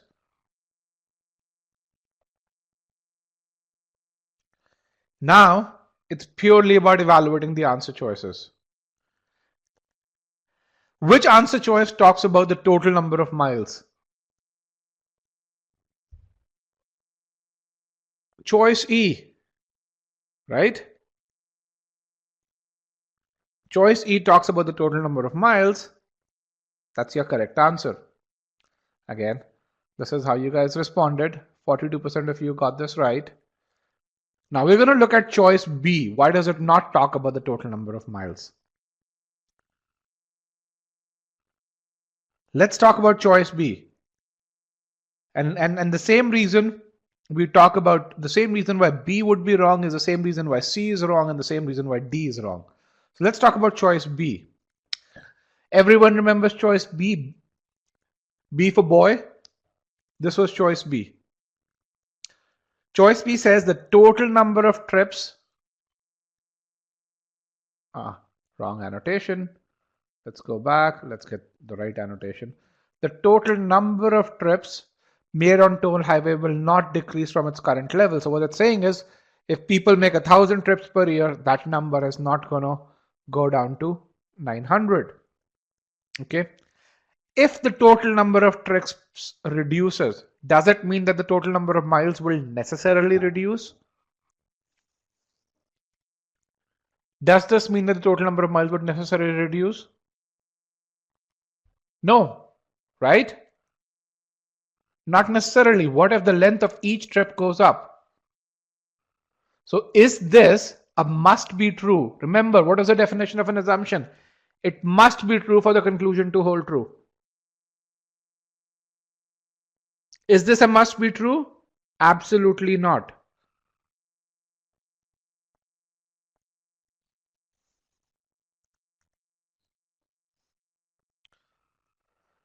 People who chose choice B, is that clear to you? People who chose choice B, this is not a must be true.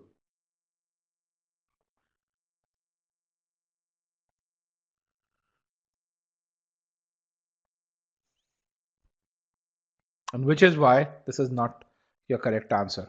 Those of you who chose choice C, it's the same logic. C talks about the average length of the trip. If the average length of the trip decreases, then does it mean that the total number of miles will necessarily go down? Does it mean that? No, it won't. Why? If the total number of trips go up, then the total number of miles can still be the same or higher even if the average length of trip goes down. So even this is not a must be true. Okay. And similarly, the number of drivers who consistently avoid toll highways. Okay. Now, someone who again, that is for the same reasons it's not as relevant. It's not a must be true. Now, each of these answer choices, the reason we have this question over here is each of these answer choices, if this were a strengthened question, B, C, and D, and E, each one of those four answer choices would have been a correct strengthener. Why? Because the reason why they're tempting is because they make you believe in the conclusion, but they are not must be true.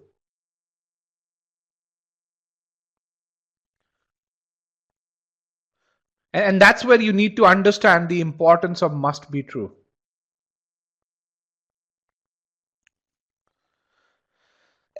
SDX09 says, so it doesn't matter how many people will reduce the highway. So it doesn't matter whether a few people go off the highway. If you, again, SDX09.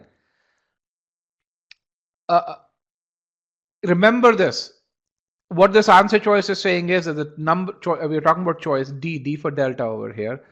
The number of drivers, that number will not increase. Number of drivers, who are the drivers who avoid the highway, will not increase, which means if 1,000 drivers avoid the highway today, that number will not go up to 1,050. It's not really saying that number will go up to 10,000. And that's where you have to look at the scope of the answer choice. Yes, answer choice D also strengthens the argument, as does answer choice C, as does answer choice B, as does answer choice E. But only E is your correct assumption because only E is that must be true condition. Anudeep, does that help you? Or who said? Nirmal, yes. Okay, now we're going to go forward.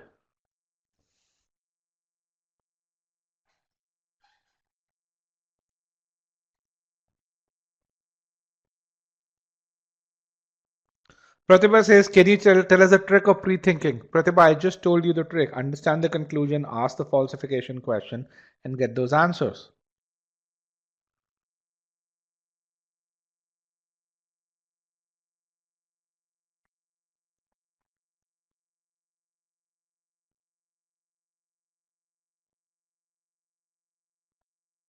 So, if you can't pre-think, you have to figure out where you're faltering, at which step. Did you not understand the conclusion?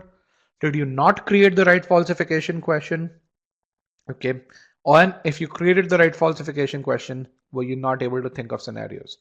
In my opinion, people falter because A, they don't understand the conclusion, or B, they don't create the right falsification question. If you could do both of them, very few people falter in number three.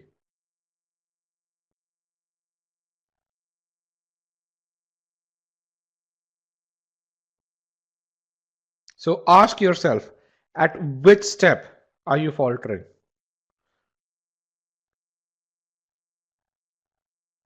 And that's where, when you see the solutions in the e-GMAT course, you're going to really see every solution follows these steps. You can really see what the conclusion is. You can really see the falsification question for each argument.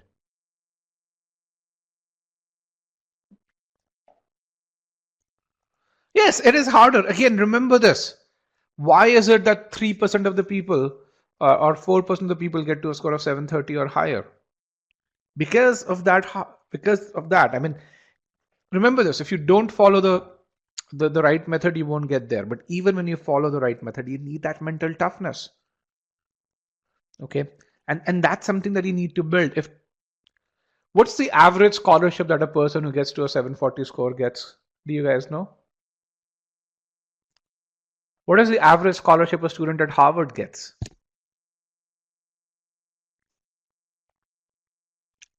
What's the average scholarship?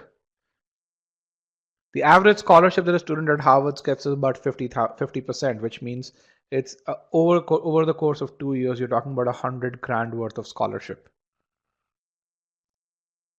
Okay, 100 grand worth of scholarship over the course of 2 years. Or if you are from India, 70 lakh rupees. If you're going to get that much scholarship, you better focus on building that mental toughness. What does your scholarship depend on? You guys know?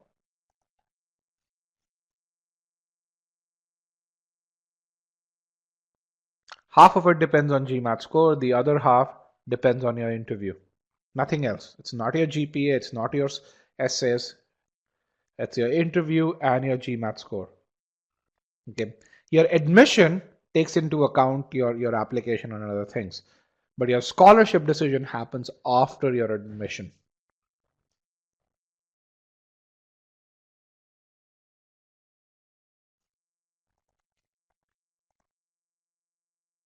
And that's something which is really, really important.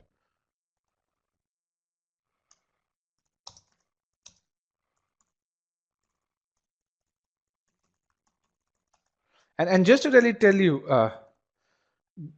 here's an example of a guy who did not get admission into a single school with a score of 690 or 680, then applied to the same schools with a score of 720, got full fellowships.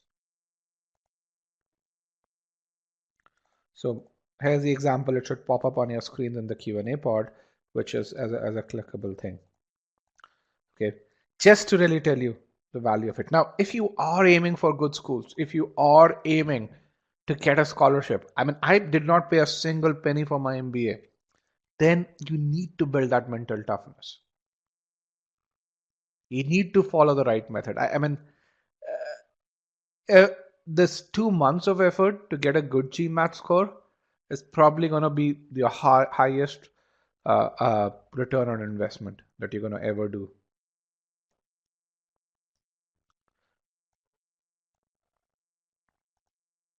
All right, with that, we are now going to go towards the last two questions. And again, some of you may just be very tired right now. This has been a taxing webinar, okay? But that's when, people who push themselves are the ones who get to those scholarships. So now we're going to go to even more difficult questions, and I don't want to time you on those difficult questions. So what I want to really do is I want you to click on this button called not answered, so that when you choose another answer choice other than not answered, I know you're done. So I want at least 60 people to choose not not answered.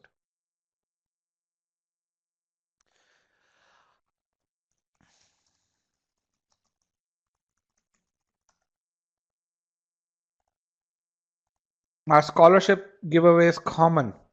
USB schools will give away $400 million worth of scholarships in the year 2019. Okay, I want to see at least 60 people say not answered, guys. I have only 34.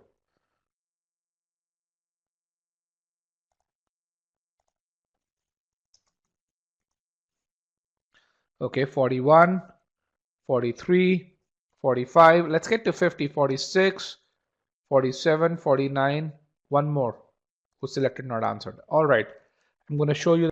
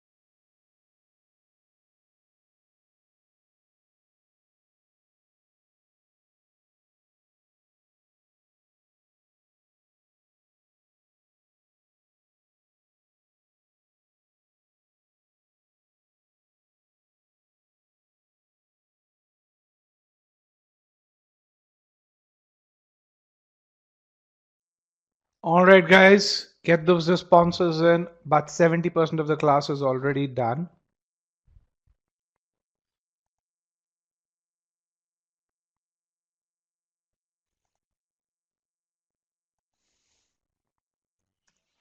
All right, it's 80% of the class is done. I'm gonna call time. 5, 4, 3, 2, and 1. Let me end the poll. I'm going to broadcast the results before we go. Choice D for delta is the most popular choice. Choices A and B are very popular, and C and E are not popular at all. But 8% of the class did not answer. I'm going to hide this. Here's the poll for the next one. Shelby will refuse. You guys, I want you guys to select not answered before I show the question. I want at least 50 of you to select not answered. 44, 47, 49, 50. Cool. Perfect. Here is your question, and then we're going to discuss each of these questions.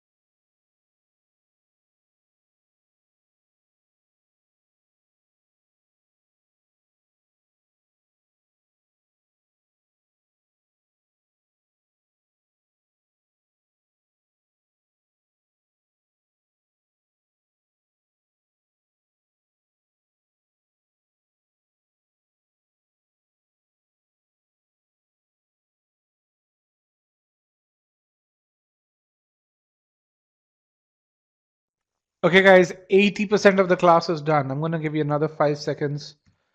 5, 4, 3, 2, and 1. That's wonderful. But 92% of the class is done. 95. Let me end the poll and broadcast the results. Half the class has chosen choice D.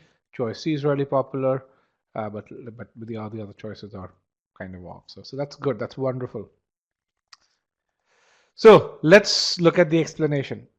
And the first question, which was RDS technology, was one of the most challenging questions that you're going to see in all of critical reasoning. So if you get that, it's going to be fairly easy. It's actually the logic of that question isn't that challenging, but the terminology in that, it makes it a bit more challenging.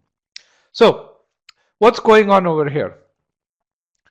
You have this place called Worldland, and where you have these special towers called RD, which provide special programming, and between 94 and 96, there were more transmitting towers that were put in, but the number of receiving radios remained the same. Based on this, the author concludes that the number of Worldlanders receiving special program information did not go up a whole lot, did not increase significantly. Okay. This is your conclusion, statement number 4. Can everyone see that?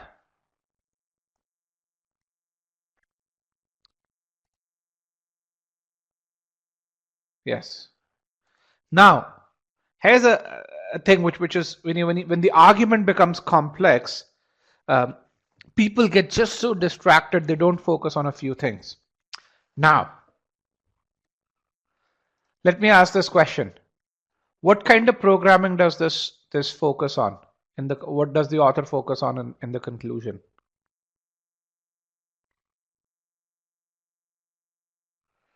What kind of programming does the author focus on?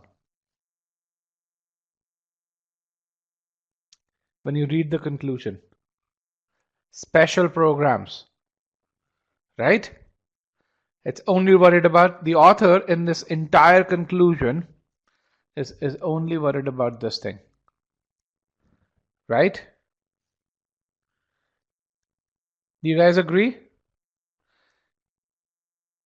The author is worried about the number of people receiving that special program. The other piece, which years is the author worried about?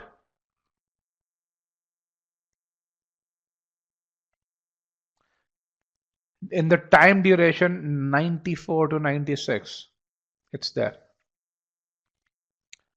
right? Everyone can see this. Now, which was the most popular answer choice in this particular question? Do you guys remember? Which was the most popular answer choice? So choice D. D for delta. Okay, 36% of you chose choice D. Let me just hide this. I'm going to just show choice D over here. Let me just move this here. Let's just go back. Now, does choice D talk about special programming?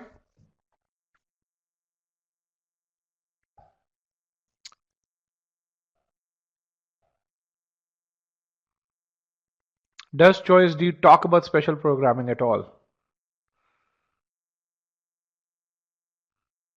We've not gone through the logic so far.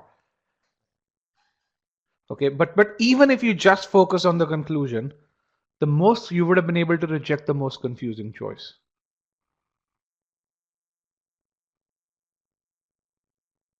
Now we're going to talk about the logic because that's not how we do things. But if you just understand the conclusion, okay, a lot of people really say they can't do pre-thinking, and they really say, hey, pre-thinking is not possible. And this is a classical example, probably the most challenging question that you're going to see on the GMAT. Most challenging critical reasoning question, let me rephrase, that you're going to see on the GMAT.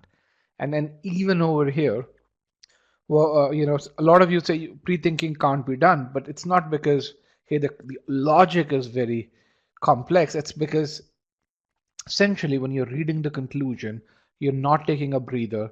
to really say, hey, what kind of programming are we talking about? What time period are we talking about?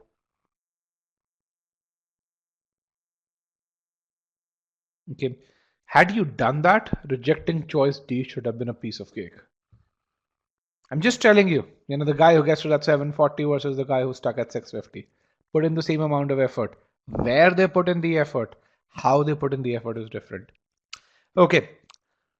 Statement number 4 says which is your main conclusion. It says the number of Erlanders receiving special program information probably did not go up a whole lot between 94 and 96. Then, why does the author say that? He says since the number of RDS equipped radios in 94 was the same as that was in 96, so the number of what are these RDS equipped radios? Who has this? Are these the transmitting radios or are these the receiving radios? What kind of radios are this? Transmitting or receiving? Receiving. These are the receiving radios. The number of these are radios that people have in their houses. So it says the number of receiving radios remained almost the same. Number of transmitting radio stations increased from 250 to 600. That's a huge increase in the number of transmitting stations. Okay, these are the number of transmitting stations. And then what does the first statement say? The first statement says, it sets context for us. It says radio stations with RDS technology broadcast special program information that only radios with RDS feature can receive. So what it says is, hey, to get a special program, this guy over here, you need the radio station with RDS technology and you need radios with RDS feature. Okay, that's the only way you can get special programming. Read this once again. I'm going to take 10 to 15 seconds over here. Pause. Make sure you understand each and every statement, because if you understand each and every statement, pre-thinking is like this.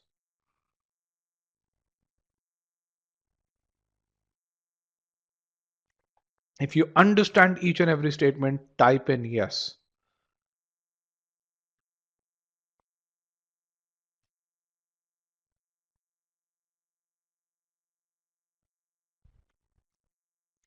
All right, I see quite a few yeses. Statement 1 says, if you need special programming, you need RDS radio, where the transmitting radio and the receiving radio both. Statement 2 says, the number of transmitting stations increased from 250 to 600 in the time period of interest. Statement number 3 says, the number of receiving radios remained the same during this time period. The conclusion says, the number of people receiving that special program remained the same. Okay, let's kind of go and go through our process. Logical structure, very simple. Between 94 and 96, two things happened. Stations increased a lot. Receiving radios remained almost the same. The context is, to receive RDS programming, you need RDS radios, both transmitting and receiving. Based on this, here is your conclusion. What's the falsification question? Under what conditions will there be a significant addition? Why? Because here it says very few additional in the conclusion, so we have to negate that. And to negate that or falsify that, we really say significant addition to the number of people receiving RDS programming, given that the number of receiving radios has not changed a whole lot, given that there are a lot more transmitting stations. So falsification conditions. How can I break the conclusion down? Tell me, under what scenarios? Under what scenarios will this conclusion break down?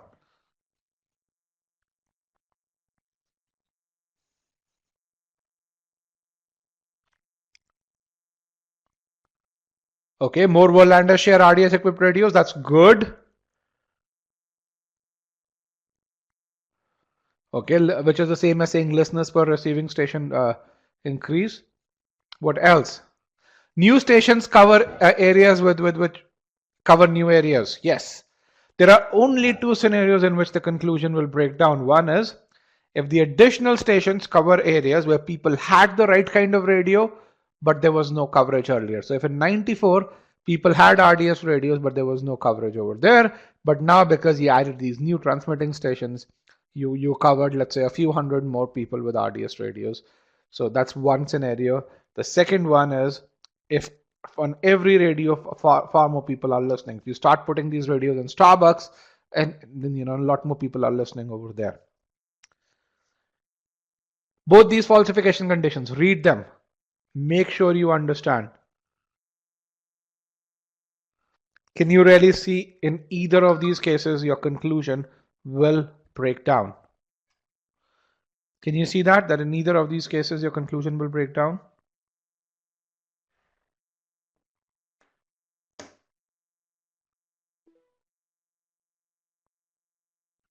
Okay. So if these are your falsification scenarios, then what are your assumptions? Your assumptions are the news stations don't increase the coverage, or people per radio do not change a whole lot. Can you see the assumptions? Everybody, can you guys see the assumptions?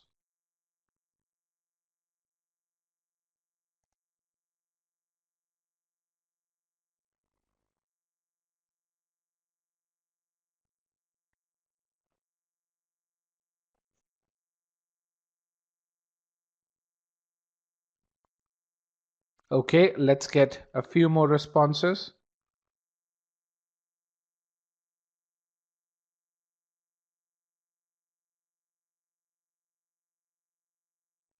All right.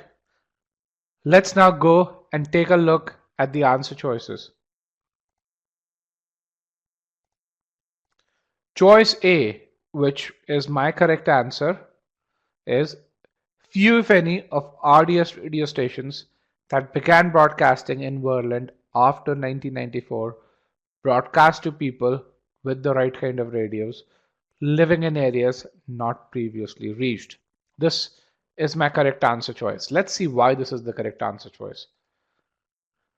We're going to simplify this. So few, if any, means almost none. Okay. Of the RDS radio stations that began broadcasting after 94 are the new radio stations. Okay. Broadcast to people with RDS equipped radios living in areas not previously reached. What is this? Increasing the coverage of RDS programming. Can each one of you see this?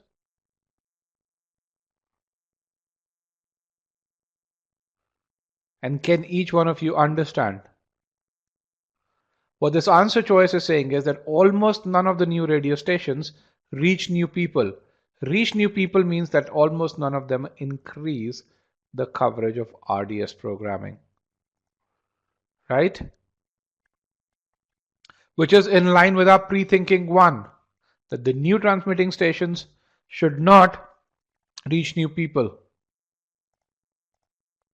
When you negate it, the negated version is at least some radio stations increase coverage, which means they reach new people. And if they reach new people, then what happens to our conclusion? The conclusion breaks down. Can you see that? That our conclusion breaks down if the radio stations increase coverage.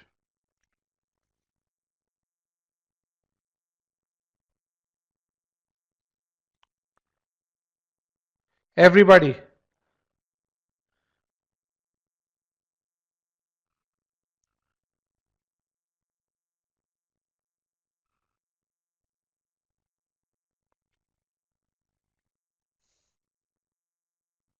Can you guys see that?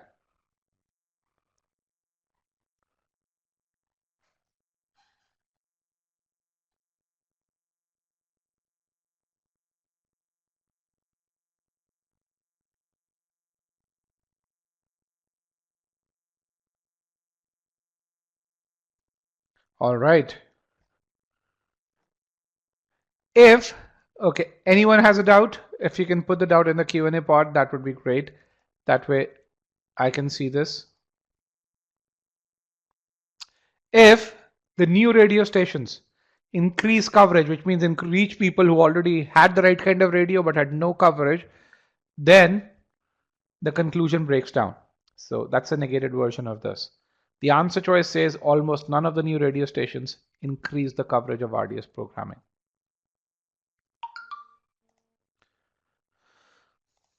Okay, this is your correct answer choice. We're going to go through each and every other answer choice. Choice B says in 1996, more were not. Let me actually show the poll over here and see how many of you have chosen choice B. Choice B was pretty 23% of you chose choice A. Choice B was with 21%. In 1996, most Verlanders who lived within the listening area of an RDS station already had an RDS equipped radio. Now, the question that we have to ask ourselves is this must be true? What is my main conclusion? What is my main conclusion?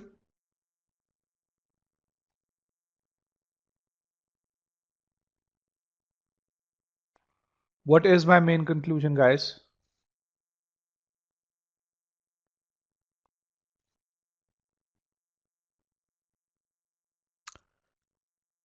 The amount of listeners to RDS station did not increase, RDS special programming did not increase between 94 and 96.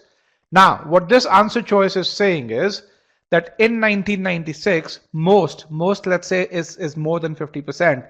Let's say, just to simplify, we say most is equal to, and it's purely to simplify, 70%.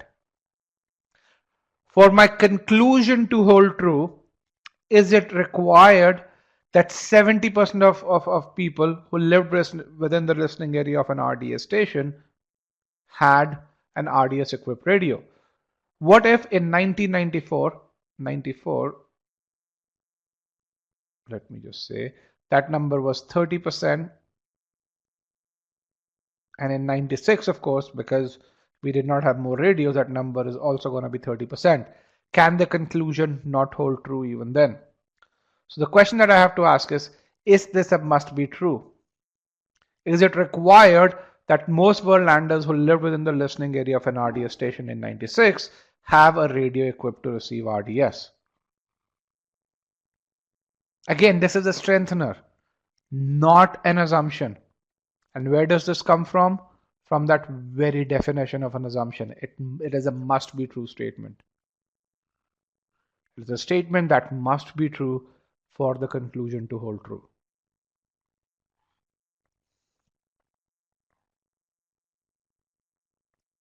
Okay. Statement number 3, not relevant. It says equipping a radio station with RDS technology does not decrease the station's listening area. If you're confused with choice C, what is the conclusion about? What kind of programming? What kind of programming is the conclusion about? Special programming. If a station does not have RDS technology, if a transmitting radio station, as is mentioned over here, if it does not have RDS technology, what is the range of the special programming that this station can broadcast?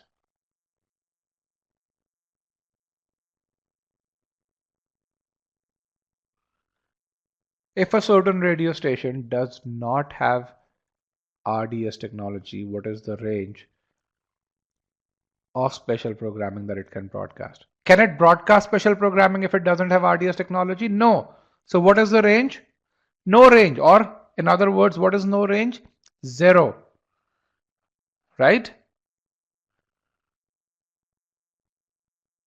If a station can't even broadcast special programming without special technology or RDS technology, then its range is 0.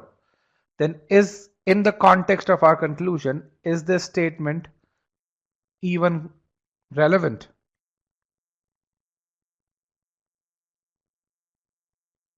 Is this statement even relevant? No.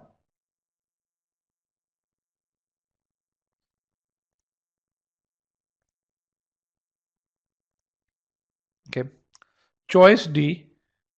Let's talk about this. In 1996, Verlanders who did not own radios equipped to receive RDS could not receive any programming from RDS stations. My question to you, do we care about people who don't have the right radio? Do we care about any programming? No, we don't care about either one of these. Right? Because we don't care about either one of these, choice D is wrong. A lot of people chose choice D. Can you really see how it's blatantly wrong? Can you see this, guys?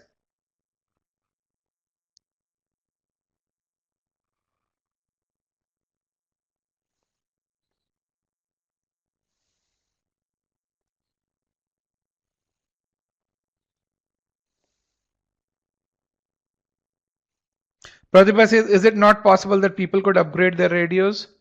No, it's not. Why? Because they're not equipped. Remember this, Pratibha. Sorry, wrong icon. Remember this. Were landers who did not own radios equipped to receive RDS, which means there is no upgrade here. Do you see that, Pratibha? It's given in the answer choice itself.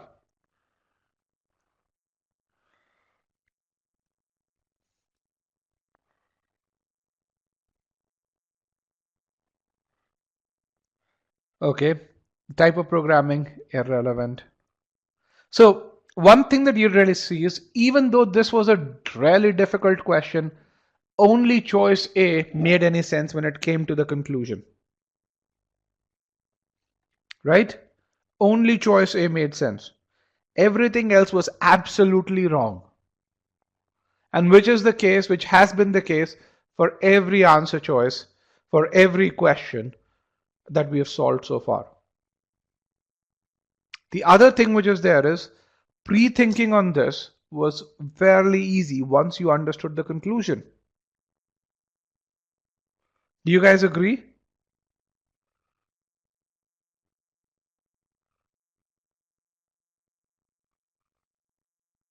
Right? So that's something which is very, very important.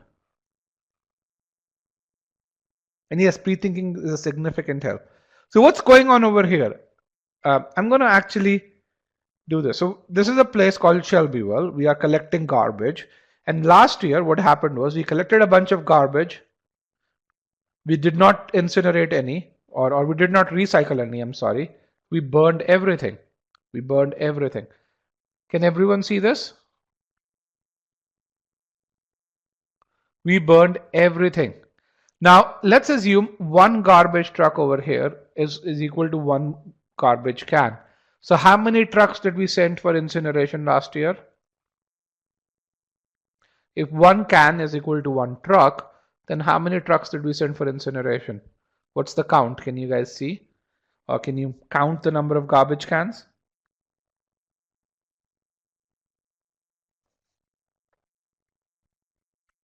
It's about 10 cans.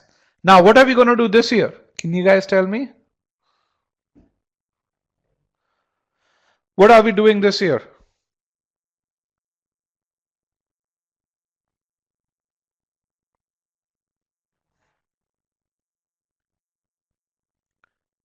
We are separating. How many cans are we going to send?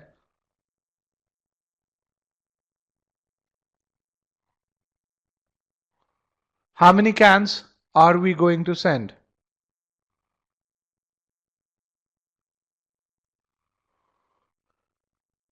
5 cans. Okay, we're going to send 5 cans this year. Okay, now this year we're going to separate some for recycling and we're going to send 5 cans. Now my question to you, what would happen as per the argument? Let's see how well you understand the argument. If instead of selecting getting the same amount of garbage, if we collect 10 times the garbage, and let me put in my poll question. If we collect 10 times the amount of garbage, then how many trucks do you think will be sent for incineration this year? If we collect 10 times as much garbage.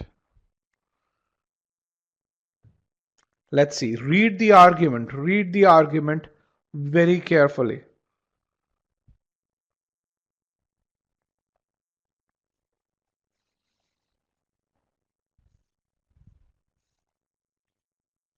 If we collect 10 times the garbage, how many cans am I going to send for incineration this year? 3, 2, and 1. Let me end the poll and broadcast the results. And this shows how well you've understood the argument. 60% of you say the answer is 50 trucks. Only 21% of you say the answer is 5 trucks. The correct answer is 5 trucks. So choice A. And why do we say it's 5 trucks? Read this very carefully. This year, city services will separate for recycling enough refuse to reduce the number of truckloads of refuse to be incinerated to half of last year's number.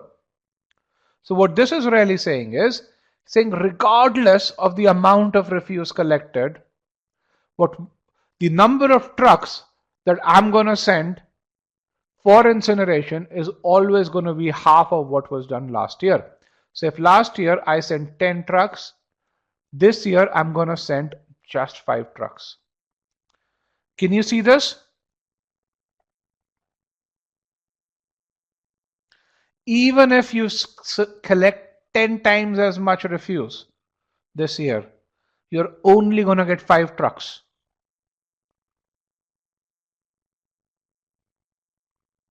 Even if you collect 100 times as much refuse, you're only going to get 5 trucks for incineration. All right. If you only get 5 trucks for incineration, or if you only get half as many trucks for incineration this year as you did last year, then what's the only thing that needs to hold true for my conclusion to remain valid?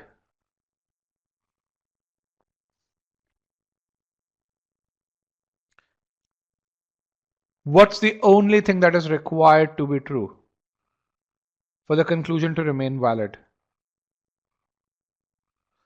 The amount of residual ash per truck should not go up, right? Not that you recycle enough. I don't care whether you recycle or not. What is the conclusion about? What is the conclusion about in this argument? The amount of residual ash that is produced. What produces ash?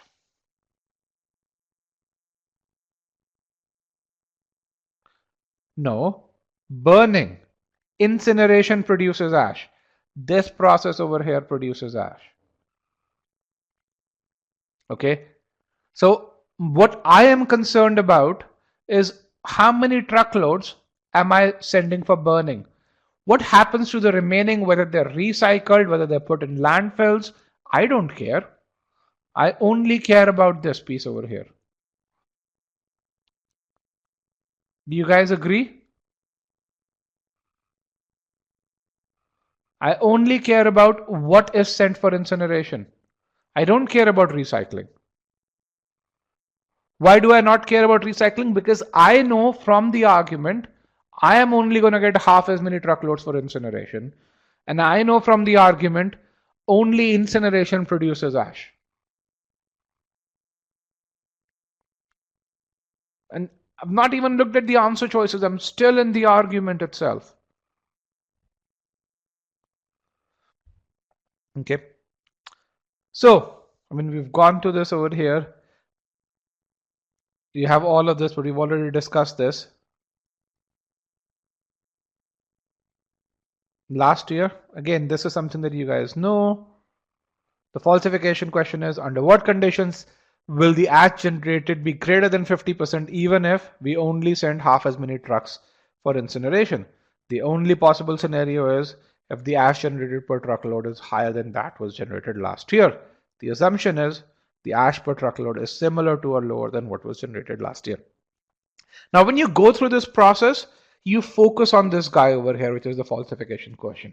When you focus on this guy, you automatically take recycling out of the equation. You can really see this is the only falsification scenario. Can you see that? Recycling or not doesn't matter. Why? Because you've already answered this how. You're only going to send half as many truckloads for incineration this year.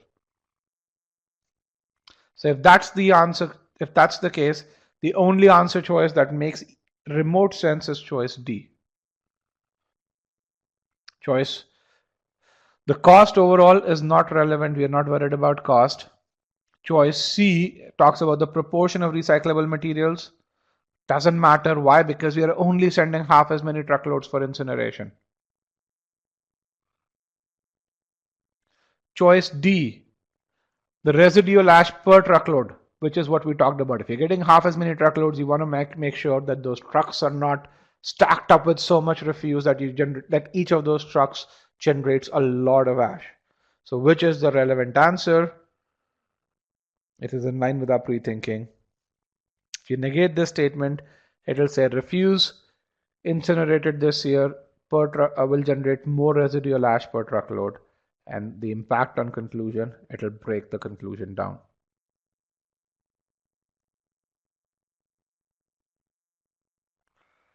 Choice E, total quantity of refuse. It doesn't matter. Why? We are only going to get half as many truckloads for incineration.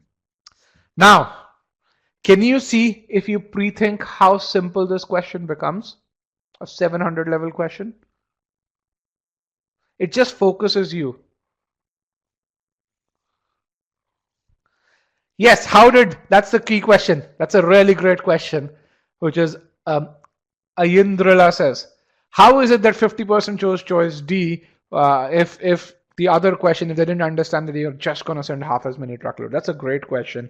And what it shows is those who chose choice D, part of it was luck. Now, you guys were lucky here. This luck may not replicate itself on the real test. So for those of you who see that variation, hey, I seem to have done well on this one practice before the test, but I did not do as well on the test. Even when you select the correct answer, make sure you do select the correct answer for the right reasons. And that's why the explanations to the answers, they matter a lot. So great observation.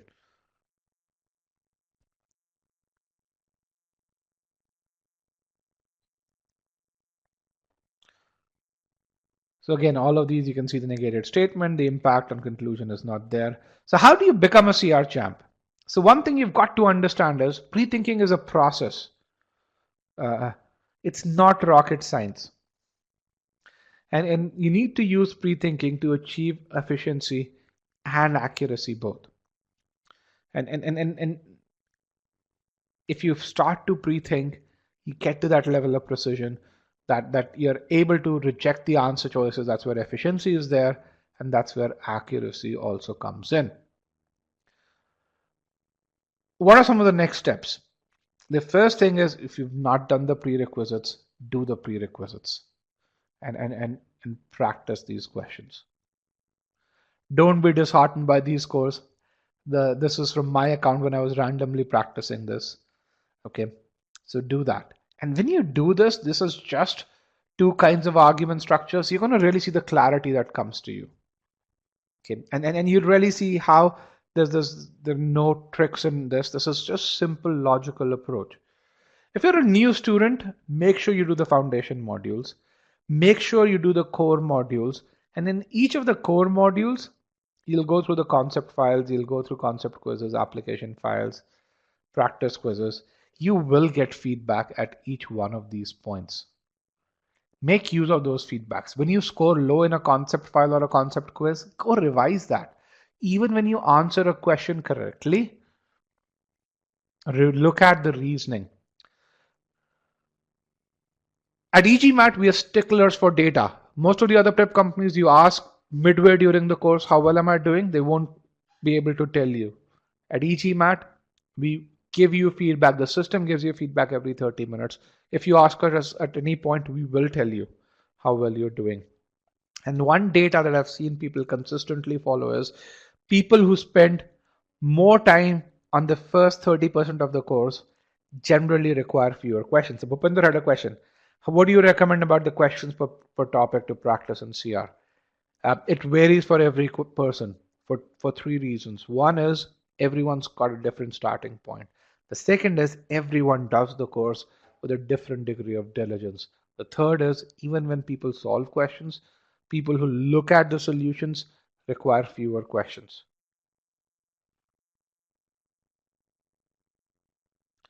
Okay, we've already talked about these over here.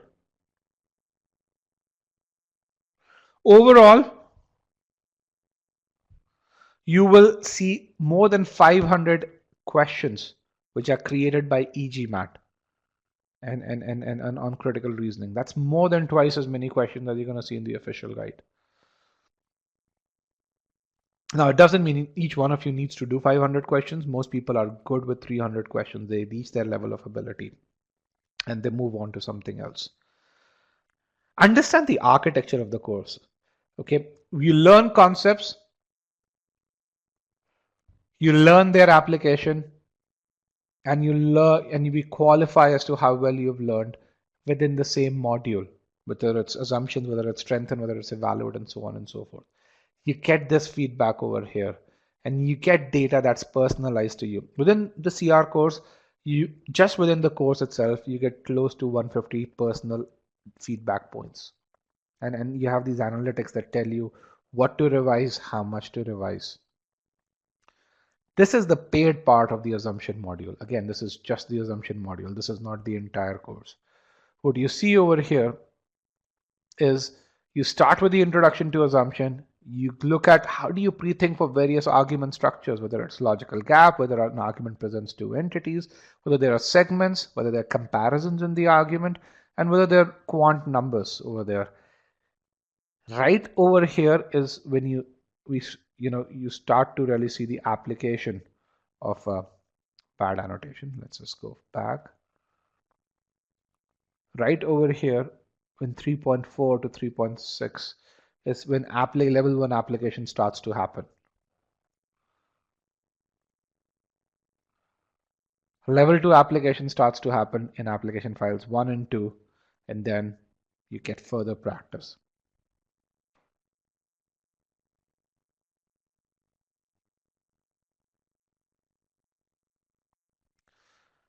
So how do you get to that 100 plus point score improvements?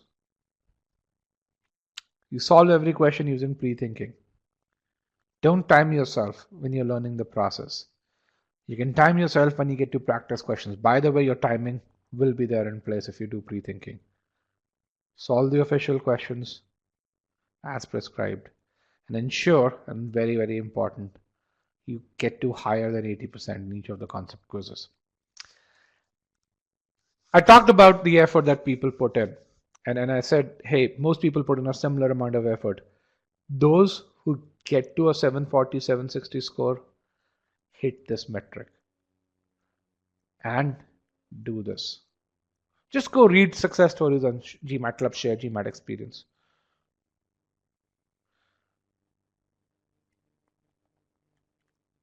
And they do this.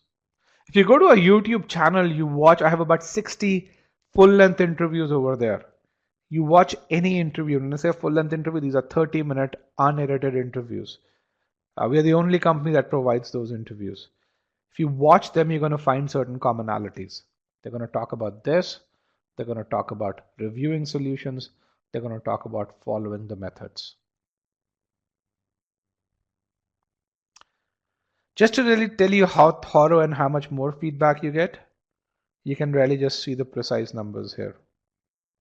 So regardless of where you're starting, this will help you get to that 85th, 90th, 95th percentile. And this is at a very high level, the structure that you're going to follow. As an example of a student who improved from a V32 to a V46, and I think it was about 10 days or so. Total, she studied for about 20 days. She actually just graduated from ISB. She's the head of brand at a company in Bangalore.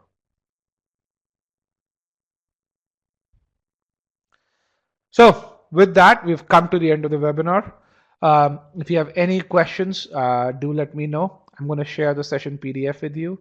Also, in the short answer part, if I could get some feedback on the webinar, that would be wonderful. Here's a session handout over here, guys.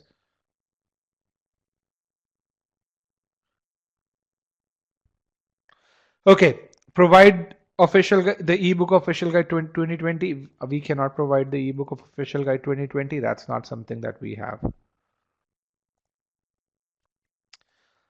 Anudeep says, can you subscribe just to the CR portion of e-GMAT? No, we don't. I mean, people who attend the SC webinar say, can you subscribe just to the SC webinar? Take a look at the free trial. Look at the quality.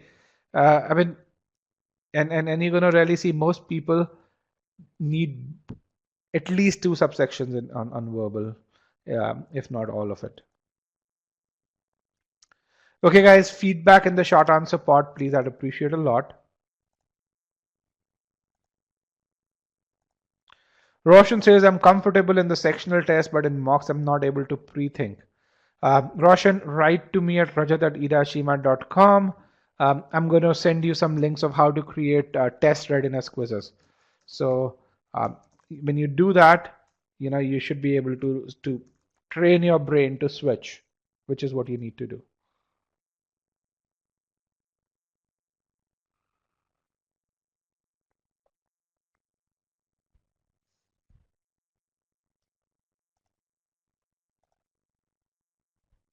Yeah, just write to us. You should be able to get a response fairly soon.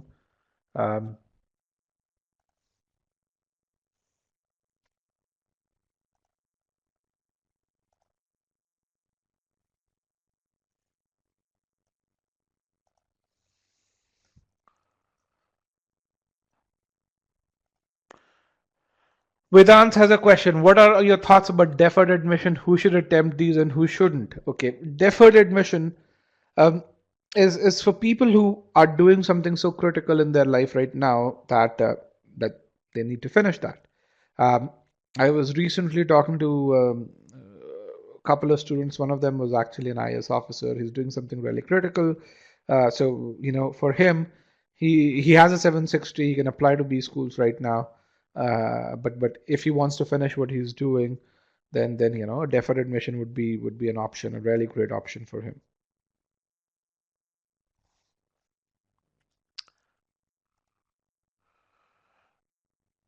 Link to OG 2020. Okay. Depending on where you are, you can just buy it on Amazon. So I'm in the US, so I'd buy it from Amazon US, but Amazon India sells just the same, or Amazon Germany sells just the same. So here's a link to OG 2020.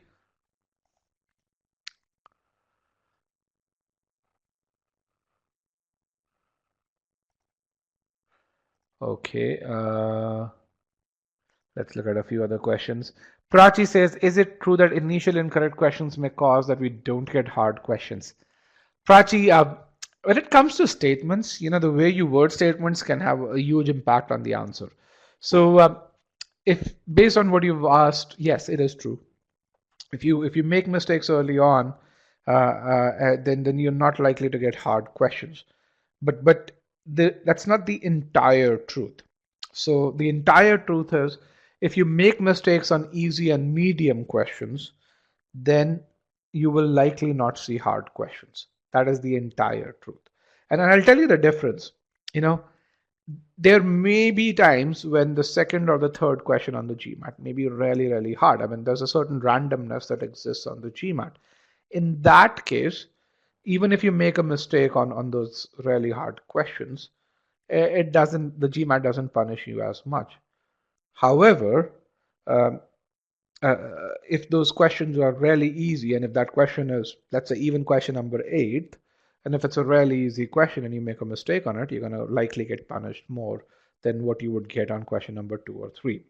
So what matters is the difficulty level of the question, and not as much the position in technicality. Now, it just so happens that how the GMAT adapts itself early on in the first block of questions, the first 8 questions or so, a good chunk of them are medium difficulty or even easy questions. So when you make more mistakes early on, you from a from an operational standpoint, you get penalized more. But it's not because they are an early question; it's because they were medium or easy questions.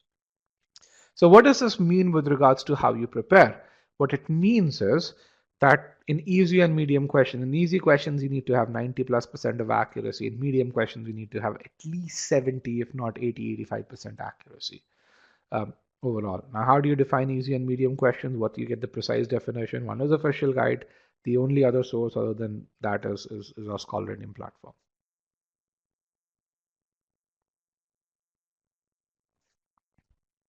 Does that help, Prachi?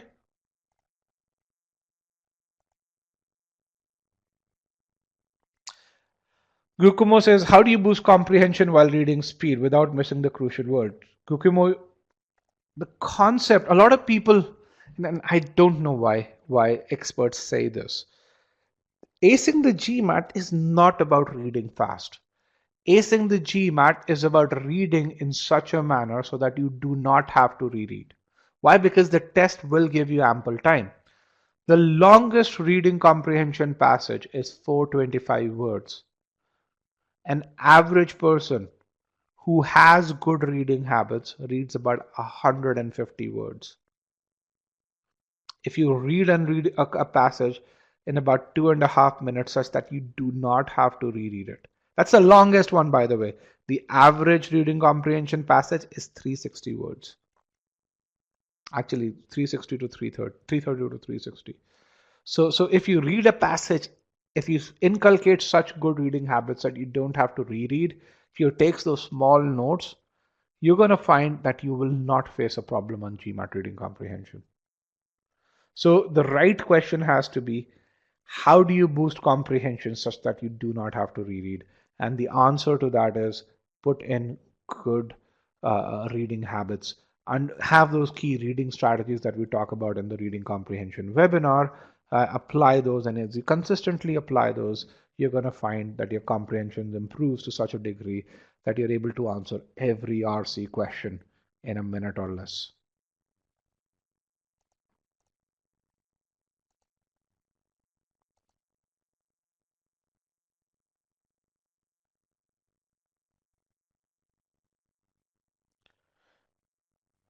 Vedant says, does applying to a B school through deferred admission and not getting admitted deter the chances of getting admission later? No, it does not. And for the very simple reason, it's the same as, hey, being rejected 1 year and not being accepted the other years. And as you would really see,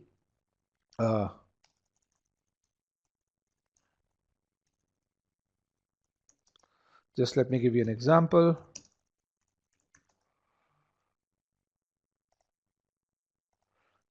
Take a look at this success story over here. This guy got rejected from multiple business schools when he had a score of 690. And the following year, when he got a 740, he got full fellowships from the same school. So yeah, every year when you apply to a certain business school, they look at and they evaluate your candidacy based on your achievements in that year, which includes your GMAT score, which includes your profile.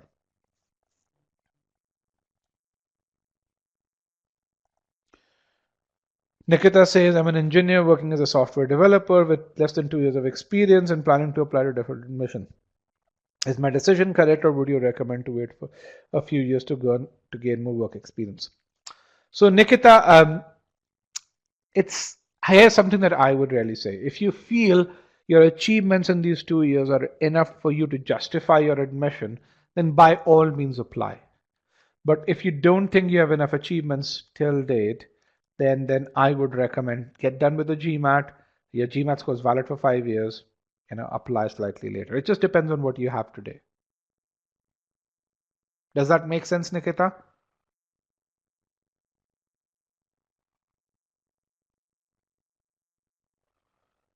Okay.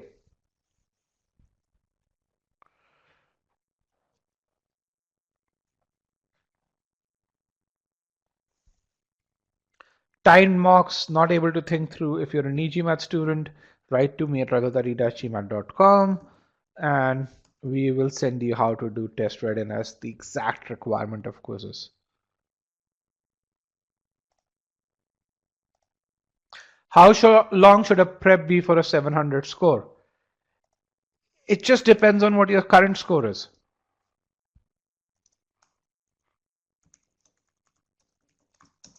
Let me give you examples of how can you get to a 760 score. And here, what you're going to really see is 3 different study plans to a 760.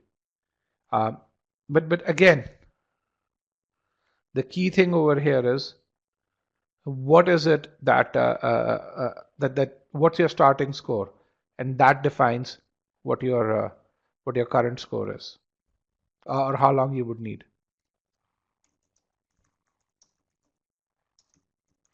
Hold on.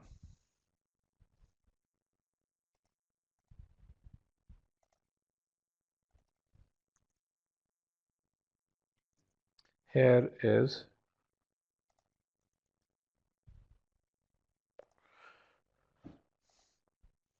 how much should one achieve, Bhupender says, with 19 plus years of experience. Oh, that's a lot of experience, Bhupender.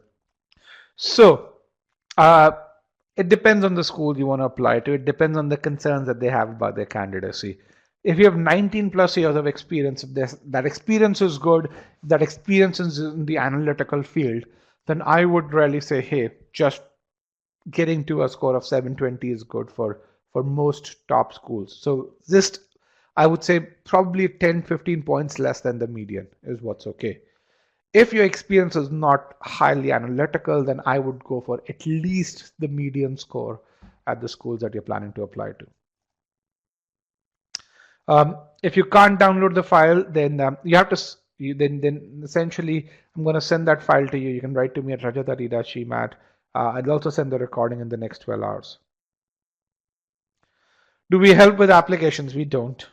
We work with some of the best admission consultants. We have this incredible blog on which you can find really, really good essays.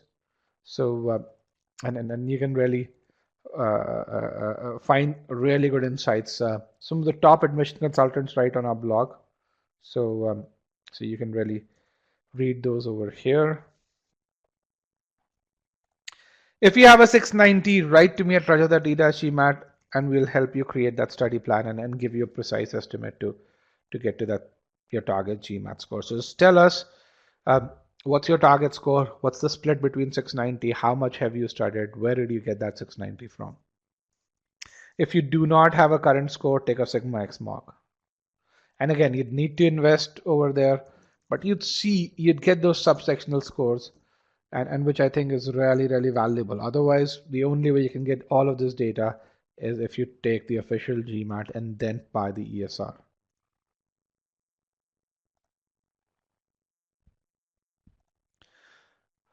Giacomo says you're talking about approach data and thoroughness and toughness. Okay, yes. What do you mean by data? I lost it during your speech. Okay, so think about any section on this, any subsection on the GMAT. Let's talk about critical reasoning, because we are talking about critical reasoning here. So you saw people made mistakes because they couldn't identify the conclusion. They made mistakes because they couldn't read a statement and understand what it actually meant. People made mistakes because when they read an answer choice, they couldn't link it to what the conclusion was asking. You know, RDS technology, we talked about special programming. Choice D, which a lot of people chose, did not have special programming in there. This is just in the context of assumption. We just talked about 4 or 5 things. But now expand the scope to all of critical reasoning. Now, and you really say, hey, where are you making mistakes? Are you making mistakes in arguments where there are multiple segments in assumption-based questions? Are you making mistakes in arguments where you have a lot of data and in strength-based questions, and so on and so forth? If you want to hit 85th percentile, you need to have good answers to those data points. And that is the data that you need. When we analyze people who take the EGMAT course and do well, and when we analyze people who take the EGMAT course and do not do well, because we get both segments of people, the data clearly tells us, and we give people feedback. So as I said, within the critical reasoning course, you get feedback on how your performance is on various arguments types when you're doing the assumption module. And as you go into strengthen, weaken, evaluate, you get that feedback again and again and again. And as you go into scholar name, you get that feedback. We've created this technology where every second you spend is tracked, every question you click is tracked.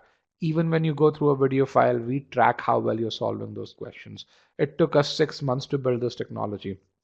And which is where One of the areas where you can find EGMATs very different is we have 7 people who work full time on building technology. We just don't rent technology from someone, we build our own technology. The second thing that you're going to find is the segregation of learning concepts, having an application file and having separate practice files for concepts and application allows you to get this data, allows us to get this data, allows us to constantly improve our courses. You won't see that segregation everywhere, anywhere. So that's where the data is.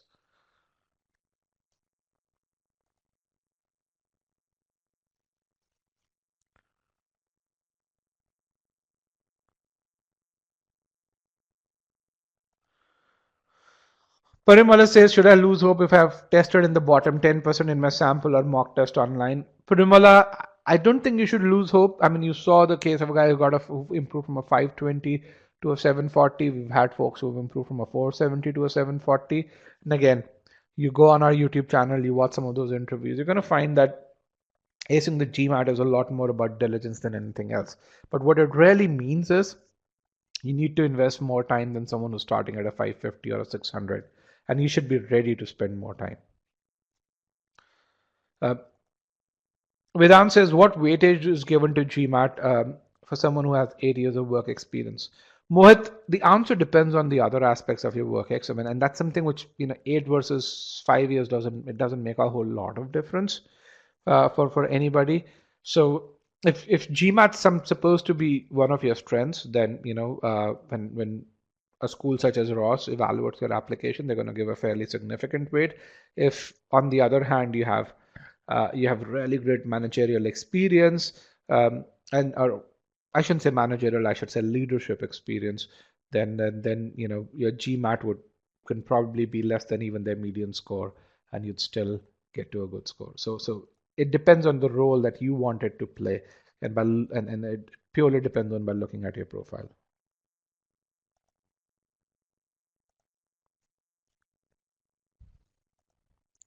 Bhupinder says I scored extremely low on the official test, but while going through the book and sectional test, my accuracy was better. What is recommended? Bhupinder, here's something that I will tell you, and this is something that happens so much that makes me, I mean, I'm sick of it. A lot of people solve questions online, and when they solve questions online without knowing, they solve questions that they get on, you know, some sectional tests and so on and so forth, and they get that false sense of belief that they are doing well. Um, the other piece which is there is, when you're solving questions online or when you're solving question otherwise, you don't know the difficulty level of the questions that you're solving. As I mentioned earlier, a student, two students with identical accuracy, one of them can score 22nd percentile, the other one can score 85th. So accuracy when it comes to the GMAT is a really bad predictor. So the official test is a really good predictor. So I would go with the official test, and then I would make sure that you figure out where you need help. Why is it that you did not do well? And again, the core thing is, do you have the basics right to begin with?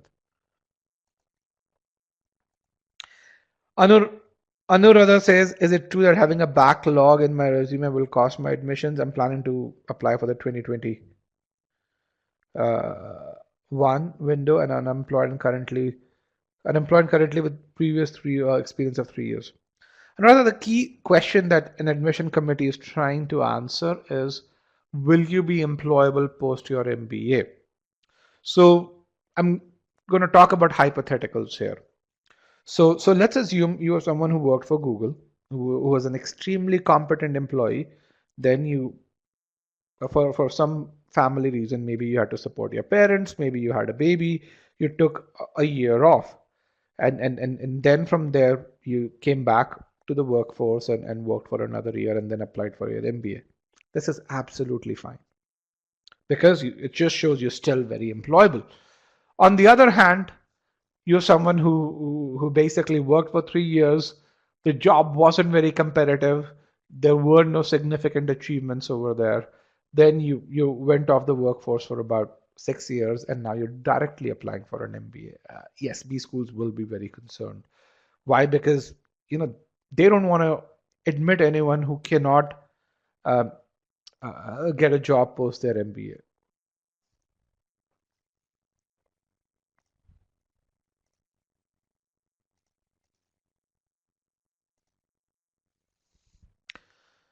Krishna says, I've not taken the GMAT. Are there any free mocks that we can provide? Yes, Krishna, you can just take the e-GMAT mock test over here.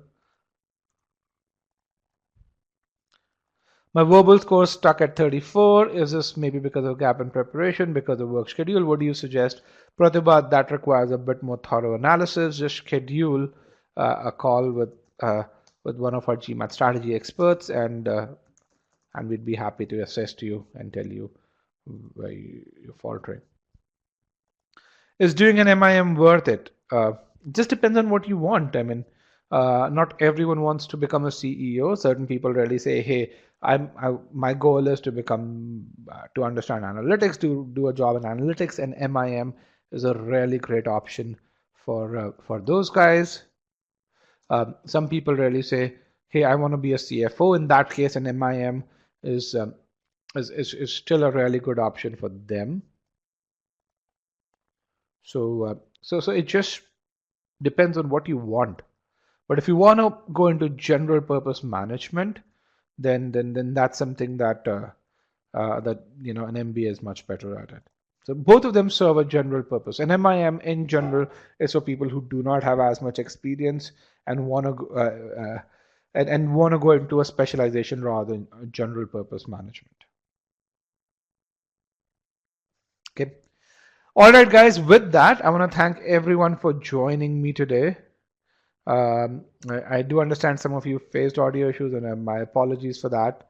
We're constantly working to make sure that fewer and fewer people face those issues. If you are on a reliable connection, you're going to face fewer and fewer issues. That's something that I would really say. Having said that, make sure that you attend the algebra webinar tomorrow, which you can register for it by clicking on register now. Actually, this one doesn't seem to be working. Let me just bring in another share pod.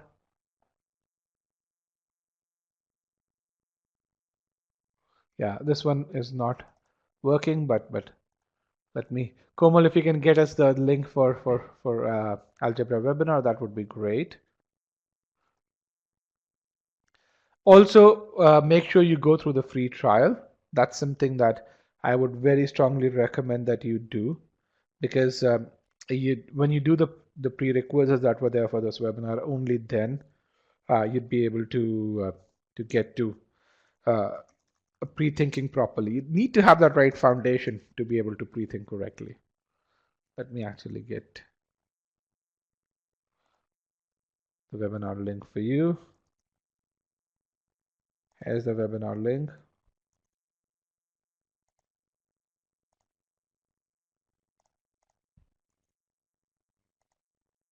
All right.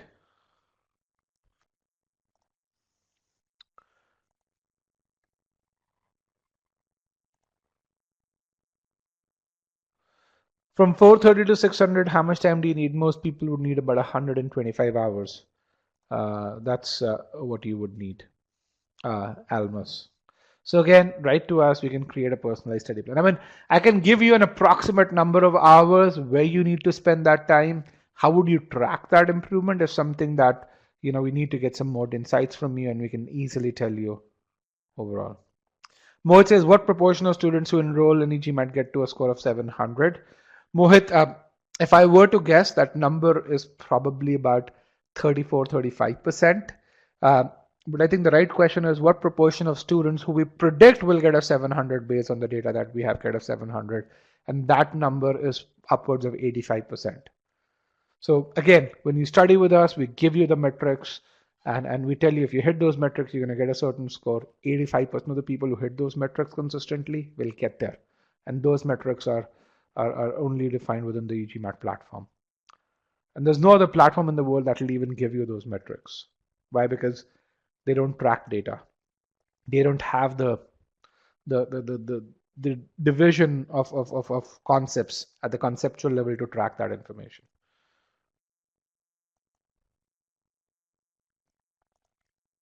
So Nirmal says, I was a lecturer with 7 years of work experience. I left the job now. I'm doing the GMAT. What are my chances of getting admission? Depends on what you want to do post your MBA, Nirmal. and where you want to do your MBA. If you get a really good GMAT score, then then essentially, if you have uh, your post MBA goals which are aligned with what you've done, then really good chance. Lots of teachers do an MBA. OG is $20, Ankit. It's not $50. Okay. From what I can really see, the official guide is,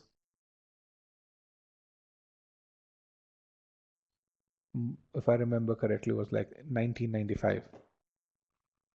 So, is it necessary to do the OG quiz on e-GMAT? You can you can actually just search for the OG questions and get them on GMAT Club. Uh, so you don't need to buy it. Just search for the partial string that we provide. Unfortunately, we can't give you the entire question because we don't own the intellectual property.